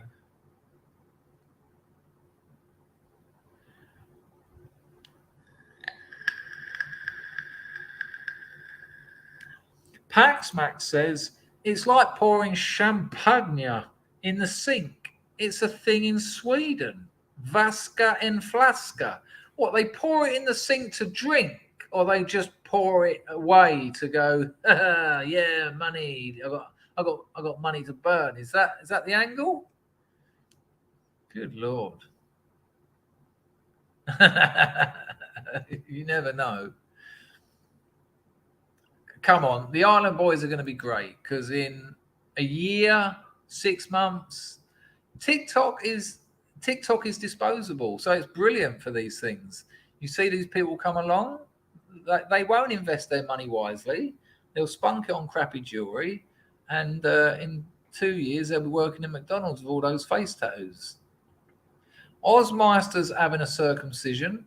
Whose? Why would you want that? I think there's still a bit of a stone in when I'm laughing so much at my own jag. Just an island boy, got my rollie on, got my gun, and I look at the sun. Billy can't find sulfate. Go to Dartford, stand in the middle of the high street, and go, anyone got any speed? It'll be the mob. Why would you love something? You like sulfate. I mean, I used to love it, but I was like 21. Oh, okay. So it is just that. It's just, cocaine's much the same. I mean, it doesn't do anything nice, does it? Cocaine ruins your night out. It ruins the party. We all know what I think about cocaine. It's all right if you're on your own and you want to have a wank fest and you're a lonely cocaine addict, but it's an unsocial drug. People talk shit, and they talk shit at such an intense, and it's so intense that nothing they've got to say. People who use cocaine tend not to have the confidence to deal with social situations. Now, the reason they haven't got the confidence to deal with them is because they haven't got the social chops required. They haven't got the life experience or the ability required to do well socially. So they take the drug, and the drug then tells them that they have. But the drug doesn't give them the chops. The drug doesn't give them the wisdom or the experience or the stories or anything. It just gives them the illusion that they have. That's why they come out of the toilet and come up to you and go, anyone in your family ever died? You're like, what? Well, yeah, nah. You're a lot like me, you are. Yeah, I've been close to death all my life as well. Have you ever thought about dying? You'll never die, me and you. Come here. We're never going to die. And you're just thinking, fuck off. Just go on, fuck off. It turns friends into strangers, your best mates you've known since you were like 11 years old. Comes out of the toilet and it's like, all right, Chris, how's YouTube going? And you're like, yeah, it's, YouTube's all right. But it turns strangers into friends, because that's when you end up sitting down talking to someone going, listen, mate, don't worry, I felt suicidal and I'm sorry about your wife killing your daughters, but they're in heaven now. I feel like I'm them. I'm them. I'm your daughter. I'm your dead daughters. Yeah? Do you know what I mean? Oh, fucking hell. Gives me the absolute jingles. Oh, God. Awful stuff. David says, I only did coke for a few weeks, turned me into a fucking lunatic. Yeah, that's what it does.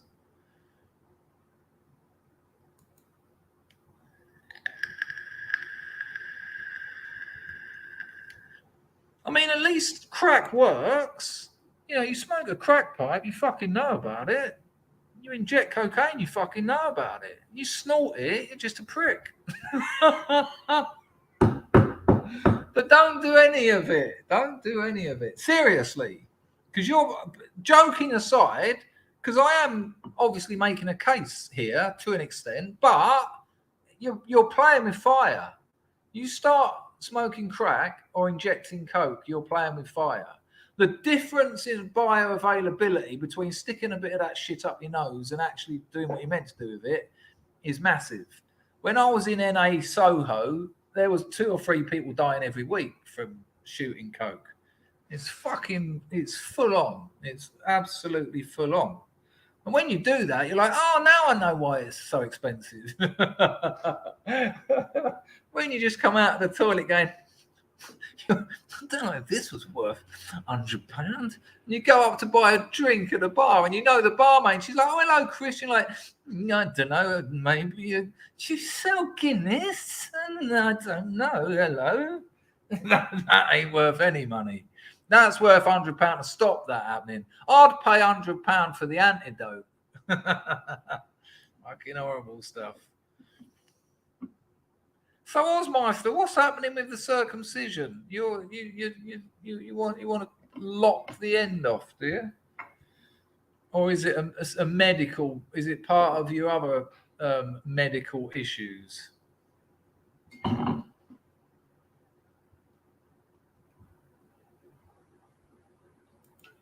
That's the one. I mean, I'm fucking grinding my teeth off before that plunger's even all the way down. It's incredible. You go, I just start pushing. Fucking hell.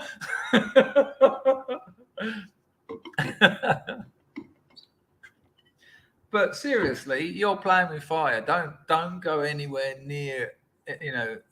Listen, people. I'm saying this seriously. If you get to the point where you're putting drugs straight into your bloodstream, you've got some problems that need dealing with. And I'm going to suggest that route isn't the answer. All right? And I mean that. Paul, no, I had a couple of bifters a few hours ago, and then it turned out I had to do a podcast about addiction and recovery, and luckily that got cancelled. So, yeah, but I'm well over I smoked those bifters about 5 hours ago. So, yeah, no, I'm well over it. When I started this stream, it was still affecting me, but that was 2 hours ago. Mousy Pan says, I'm grinding my teeth listening to you talk. It brings it back though, doesn't it? I sometimes when I talk about crack and needles on here, it gives me a bit of a. When I told the Crack Diaries stories, I think I've said this plenty of times, but someone might not have heard it.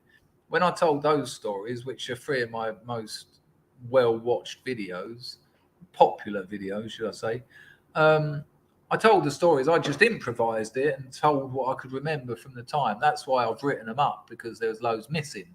But as I told it, kind of no emotions in me.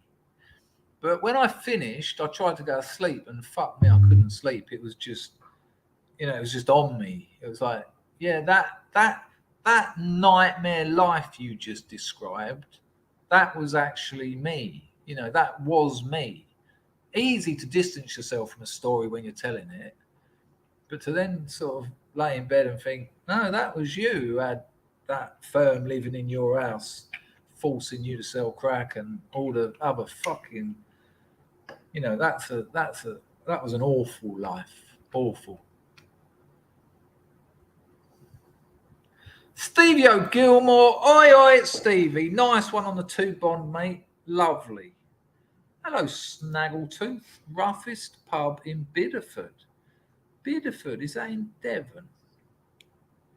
Osmeister says you need a tug of war team to pull it down, if you know what I mean. Ah, your banjo string. I had a mate who had that. It was too tight. Yeah, he couldn't do it. Yeah, no. Are you going to have a general or a local? If you have a local, you've got to video it, please. I don't know why I want to see it so much. That please was far too sincere, wasn't it? Please video them cutting your cock off. That's going to be a bit difficult, though. Are they going to give you some kind of, I suppose, what would it be? Anti-Viagra, so that you can't get wood, because you don't want to be getting wood after penis surgery, do you? Maybe you just need to get a book of Angela Merkel porn. So anytime you feel it start filling, Merkel, can you imagine it in her stockings? You'll be all right, son. That's quite a brave thing to do, though, at your age. Marzipan introduced his best mates to the Crack Diaries. Haven't seen him in a couple of days. He's either binging my videos or do you miss the heavy drugs?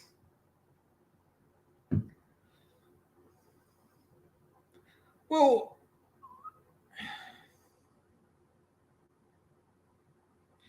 like most things in life, you don't get to separate the object from the environment, from the situation. You know,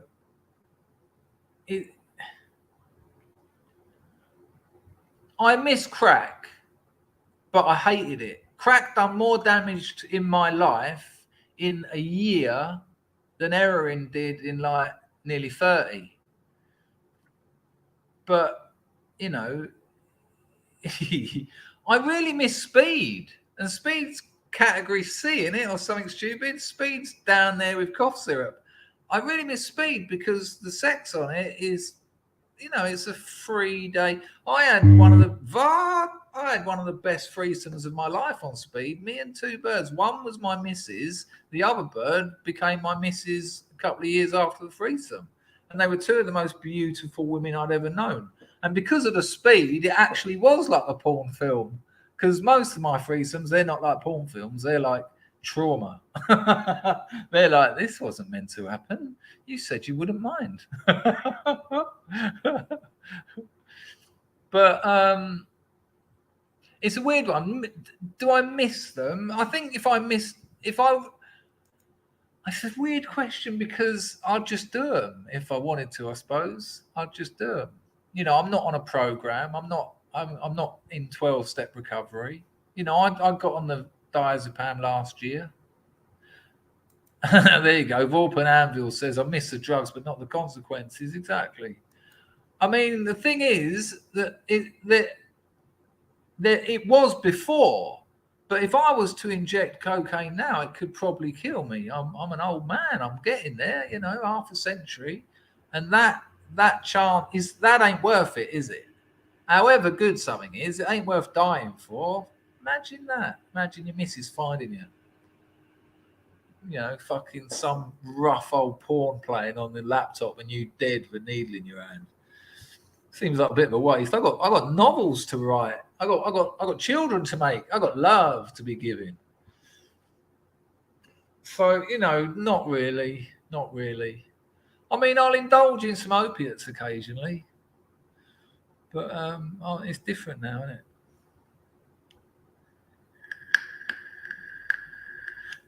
Well, it can do, but it doesn't every time. I've said that a few times, I think. Hello, Drexel.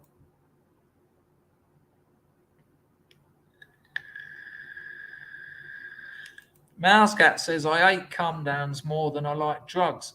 William Burroughs had an interesting angle about heroin addiction. He said that it was more about the kick. It was more about the withdrawal. My novel is about a withdrawal. It's not a drug. It's not a book about drug taking. There's loads of drug taking in it, but it's about getting off it. And my experiences of going out to Thailand and getting off heroin were some of the most romantic, poetic, really life-affirming times of my life. And I hope that you'll get that from the novel. And there is definitely something, even, a heroin withdrawal is hell on earth. It's hell. Physically, mentally, spiritually, emotionally, and any others you want to chuck in there. And I had a raging gram a day of white number 4 on the spike habit, and I'd done it cold turkey twice. And it's hell, and I don't know what Marzipan and Pizzle will say about this, but there's something also quite beautiful about a withdrawal.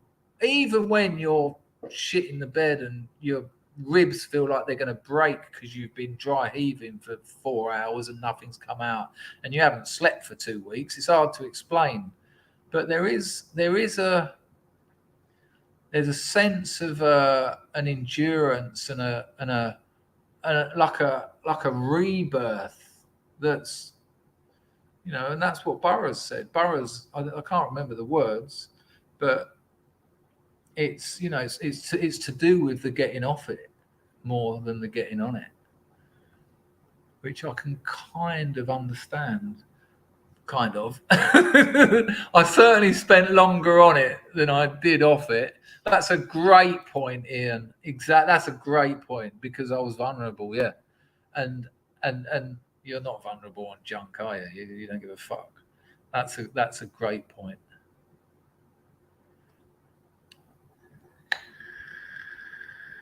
Toffee's going to call his next pup Cray. The boy Cray's got a dog named after him. Good gosh. There you go. Are you new in these parts, Siler? Nice to see you. But yeah. And of course, because you're only in withdrawals because you've spent the last X many years using, so you don't really know you are from all that period. And so you're coming back to yourself. You're being reborn. And, being born's quite an intense thing to go through. It's hard when you're no days old. But when you're 35 years old, being reborn's quite the experience. That was your Dartford weekender, John. You'd get your ounce of soap bar for 30 quid. Ounce of sulphate for 30 quid. And that would do you and all your mates. Everyone chipped in like a tenner. There's your 8th of one, and there's your 8th of the other. And that'd see you for the weekend, chain smoking soap bar bifters and just doing in all the powder. Marzipan. The first time you laugh properly again is noteworthy, usually followed by a flood of tears, shit, and snot. Yep. It's an unpleasant thing. Nigel says you feel alive when you're close to death. Yep, good call.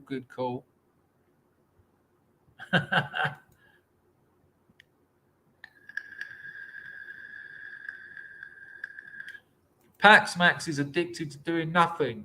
No skin in, no skin to lose, just water under the bridge. Yeah, but how's your obsession going? How's that Google review thing going? Because it came out a little bit during that conversation that you might be a little bit obsessed with that. Well, when I said it sounds like you're obsessed with it, you went, oh, yeah, definitely. So I don't know why I'm treading on eggshells. You just outright said, yeah, I'm obsessed with it.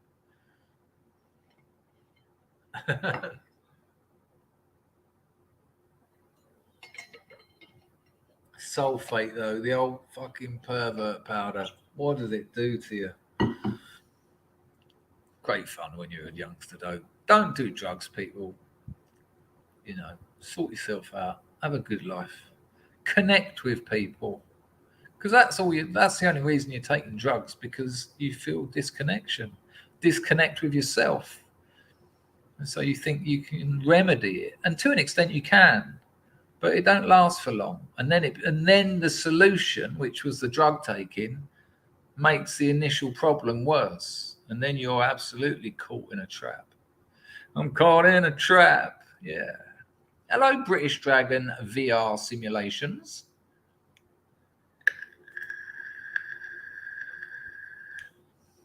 Billy says, is Ozmeister getting a mohel to suck the blood, or is he doing it for medical reasons? R.I.P. Ozmeister's foreskin. He'll need to keep a photo of Smurfweight Andy in case he gets a lob on. Well, I did suggest Merkel. No, he said in the chat, Billy, thanks, Billy, for another donation.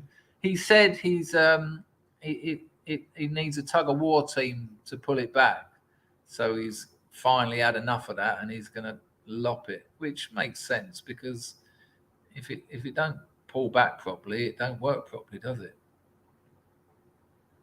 Couldn't agree with you more, Toffee. Had a beautiful white staff for years, long-legged one, not one of those little barrel asses. I know some people prefer those.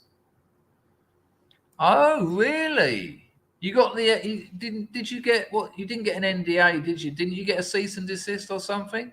But they've given up on it, have they? Interesting. And you still haven't deleted it? For context, people, Paxmax left a review on a Google, Google reviews. We've all done it. And then he got a letter saying, you've got to get rid of that, or we're going to sue you for everything you've got, you bastard. And he didn't. That's the tilde version, let's be honest. It's a little bit more complex than that.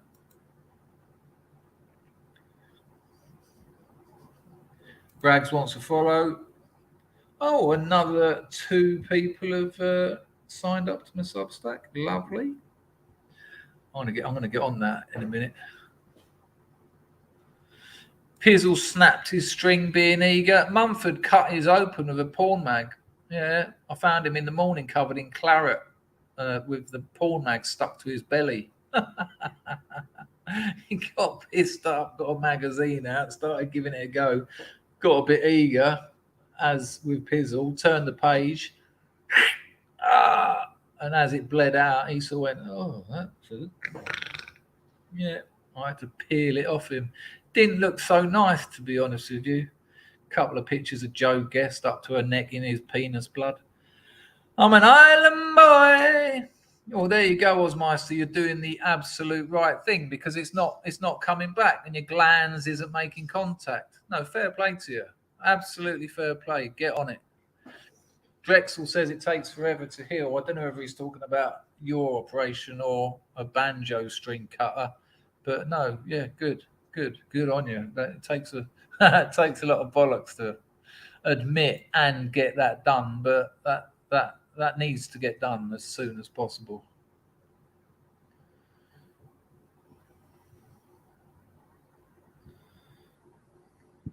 Billy thinks he's got ADHD because the meds a birdie was banging gave him made him feel right. What were the meds, though, Bill? And I'm asking, what were they? Not what did she say they were. Oi, Billy, take some of these. You'll love it. A couple of roofies. Shut up, niggler. Shut up, niggling. Right, people. Oh, John has gone for a bit of glans interruptus. Right, let's grab a bit of music, people. The nodules are on. It's 3:00 in the morning. What an absolute treat. This has been fun. Feel free to help with the grift's been fucking appalling for 3:00 in the morning. But it does balance out over a month. I say that, but it hasn't been. It's been dreadful. I will consider the Three Stooges 2.0. because I think if I can get the right 3 people, and it won't be a rip-off of the Three Stooges, it will just be 3 people with, you know, overlaps in ideology and cultural insight. I think I know I'd like to do it. And like the Three Stooges, not a regular thing, because that's a fucking nightmare. Every month it's like, oh, here we go, we've got to do that again. But, you know, fancy doing one this week, want to do one tomorrow? That seemed to work well for the Three Stooges. That was bliss for me. I had like 4,000 subscribers. Dan had 150,000. You had 60,000, and they both went, yeah, all right. I was like, collaboration. And then them 2 got emails every day saying, why are you working with that fucking degenerate? He's a fucking piece of shit, a cunt. Poor blokes. They didn't give a shit, though, because they're mature, sensible adults. See you later, it's a duck. Nice to see you. Rag says 42 would be good. Loads of people have suggested people. There's the 3 I've got in, well, the 2 I've got in mind, because I am the 3rd. I think I'll ask those 2 first. I think I'll ask those because they're the people that I would like to do it with most. And there's all sorts of different reasons for that. And I won't be able to keep everyone happy. That's pointless, isn't it? Because people will be going, oh, you should have done it with so-and-so. You should have done it with so-and-so. And I'll say, oh, right, a couple of songs, I think. I'll play more than one, though. There'll be 3. If you're not signed up to my Substack, people, please get on it. Link in the description. Substack. It's totally free. 16 short stories, stories from my life, true stories. There's a couple there that are a bit of magic realism, but, you know, can't win them all. And if you put your email in, you'll get the first teaser from my novel, and that's going to be sent out to all my Substack people who've signed up. That means if you put your email in the next few days. And it's it's a little incident that happened in a cafe after I finally managed to get out the brothel and get some fresh air after my withdrawal. Russell Brand and Sargon, how did you know? You've let the cat right out the bag, Picard. Nice one, mate. Prasha Kanaka. I wish I knew what it was you said on that Toller stream.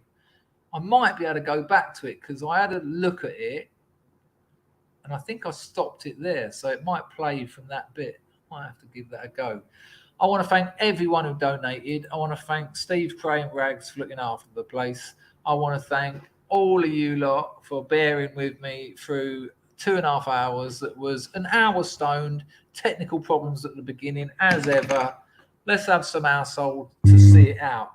Vart. Where are we here? Billy said, an American bird I was shagging gave me one of her ADHD tablets. It was Ritalin in a form you couldn't crush up. I had a great day, maybe a bit strong for me, but it made me very focused and productive. Well, that would suggest you haven't got ADHD then, because the way Ritalin treats people with ADHD is by overloading their senses so they just sort of zone out. It doesn't take the ADHD away, it gives them more information so they just become zombified, which zombified isn't really focused and productive. It's quite the opposite. That was it, Packer. That was it. That was absolutely it. Halfway through talking about what we were talking about, and I said, I talk about financial awareness and financial freedom, and I talk about positivity and, people getting manageable around things like alcohol and drugs. And Packer put in the chat, we like to talk about shoes. Good call for remembering as well. Good call. Thank you, Baz. Yeah, Toller's great stuff. And again, Toller's got nothing to gain coming on here apart from enjoying perchance a chat with me. But it was. I really enjoyed it. All right, people, I'll pick a few tunes out. Thank you all. I'll see you tomorrow. I'll be in a better state. But I've really enjoyed this. But worry not, I won't be doing stone streams on the regs. It was quite frightening. When I was making up the thumbnail, I was thinking, are you sure this is a good idea? This might not be ideal. Sorry, people, I screwed up the old sound. We'll have 2 or 3 tunes, okay? So I'll keep a few of you happy. I think this one keeps most people happy. Ta-ta!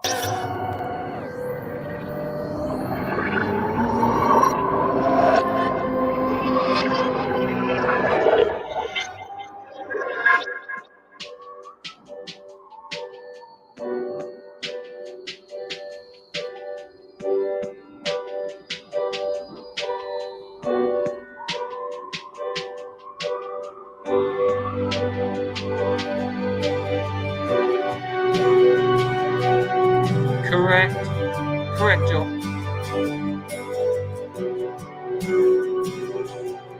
I'm stupid, I'm lazy, but in the discotheque I still look crazy. Love me, baby, I only tell lies 'cause the truth escapes. Summertime, we can get new shoes. I'll have brown and you can get the blues.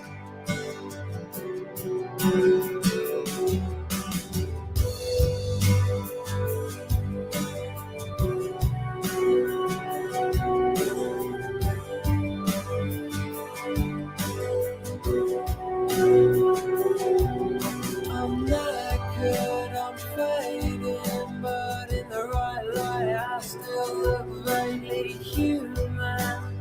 Happy, it won't be long before we cave in. Summertime, we can get new shoes. I'll have brown and you can get the blues. You can get the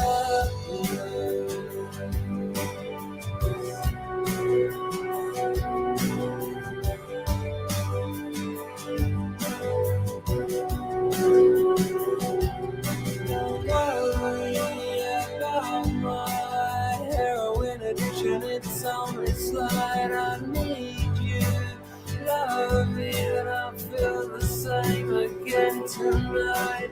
Summertime, we can get new shoes.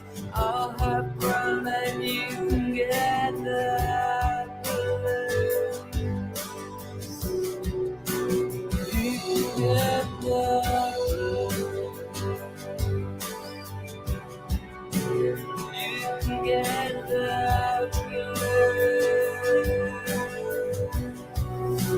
you can get that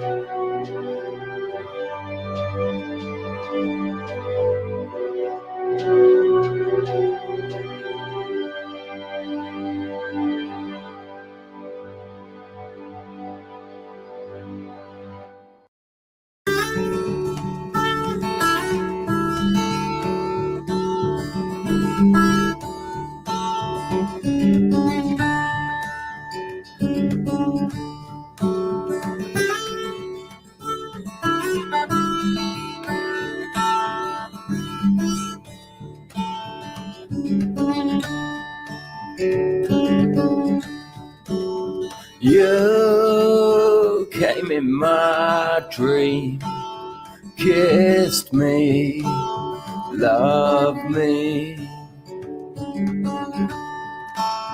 Tears of a baby roll down your cheek. Your eyes are wide, so look around.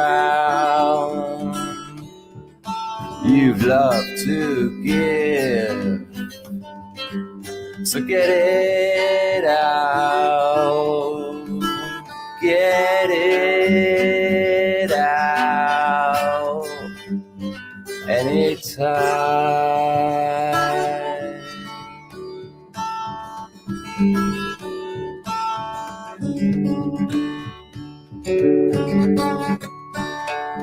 Love sits beside me. I feel complete.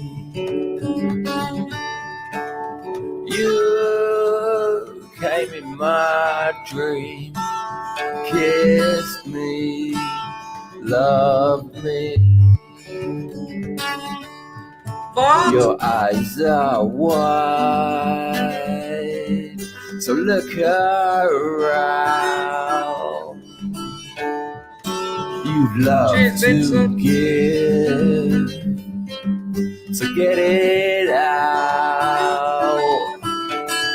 Get it out anytime.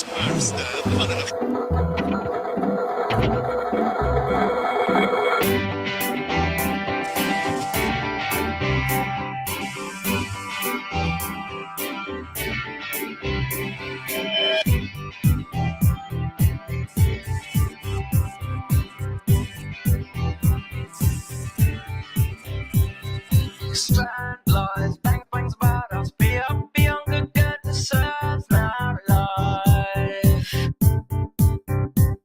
The last, the final sweet gland, final surround us. Still knee deep and wet, knee deep and wet. Carbon encrusted, mercenary trusted, a fastening vice from Tangier to Metis. A lot longing, forgotten, infested, a bleak solid air between us tested. The alleyway laughs at time and half, time and half. Splash, you can't come down now, you wouldn't want to. Spy, secret, immediate, amoeba, hilarious. Sheen means the sun stops whining, whining. Thatched roofs, the holes of many spiders, smile so wide we look inside her. The need for me, the need for me. I do not. You can listen to my SoundCloud with me in it. I'll put the link in the description now, in the chat. The archbends, bows, pull strings, pulling things to mark time, arbitrary, sublime, weak of random swine.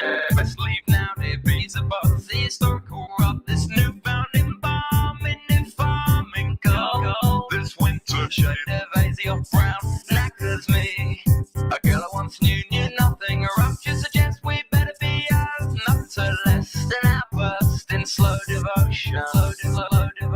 As old rock dissolves, a shining example of love, and the need for milk, the need for milk, the need for milk,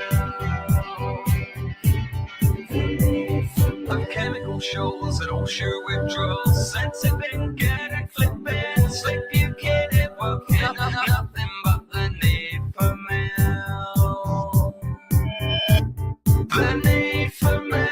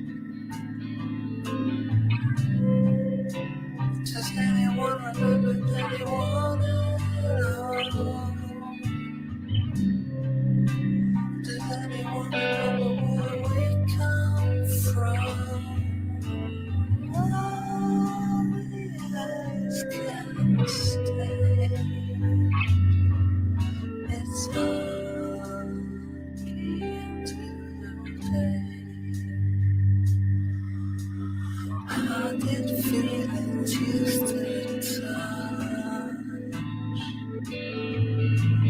before we both done too much? Does anyone remember love? Does anyone remember anyone at all?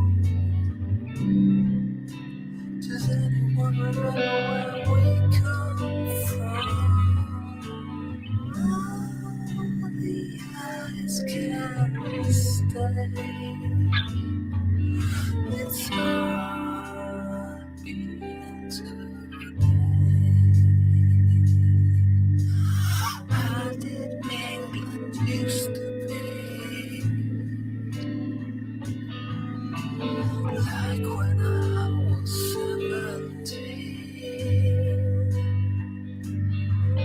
Does anyone remember me?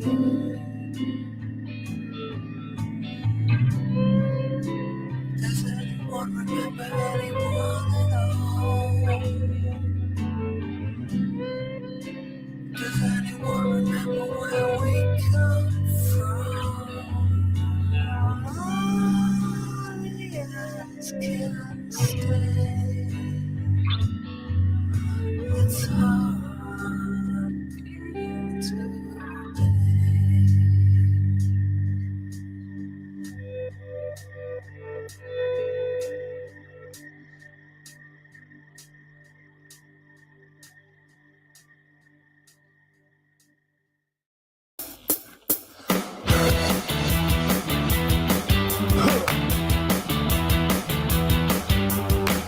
Good luck to me.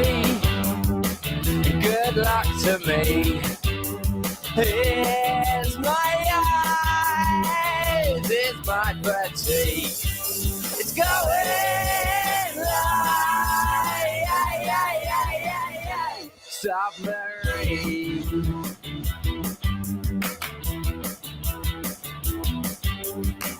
Get me a drink. Get me some green. I wanna enjoy the sun no matter funny.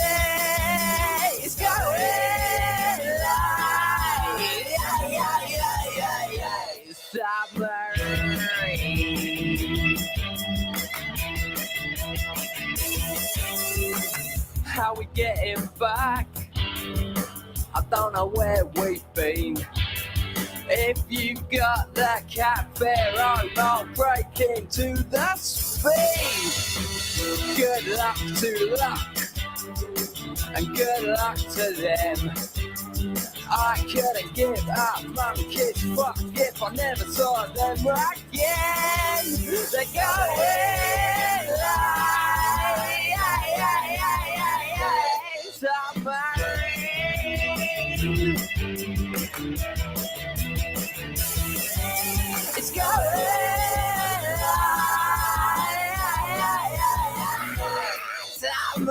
submarine. That was Radio Household. Look after yourselves, people. Bless you all. Now, bugger off down your own end, or you get a ta-da.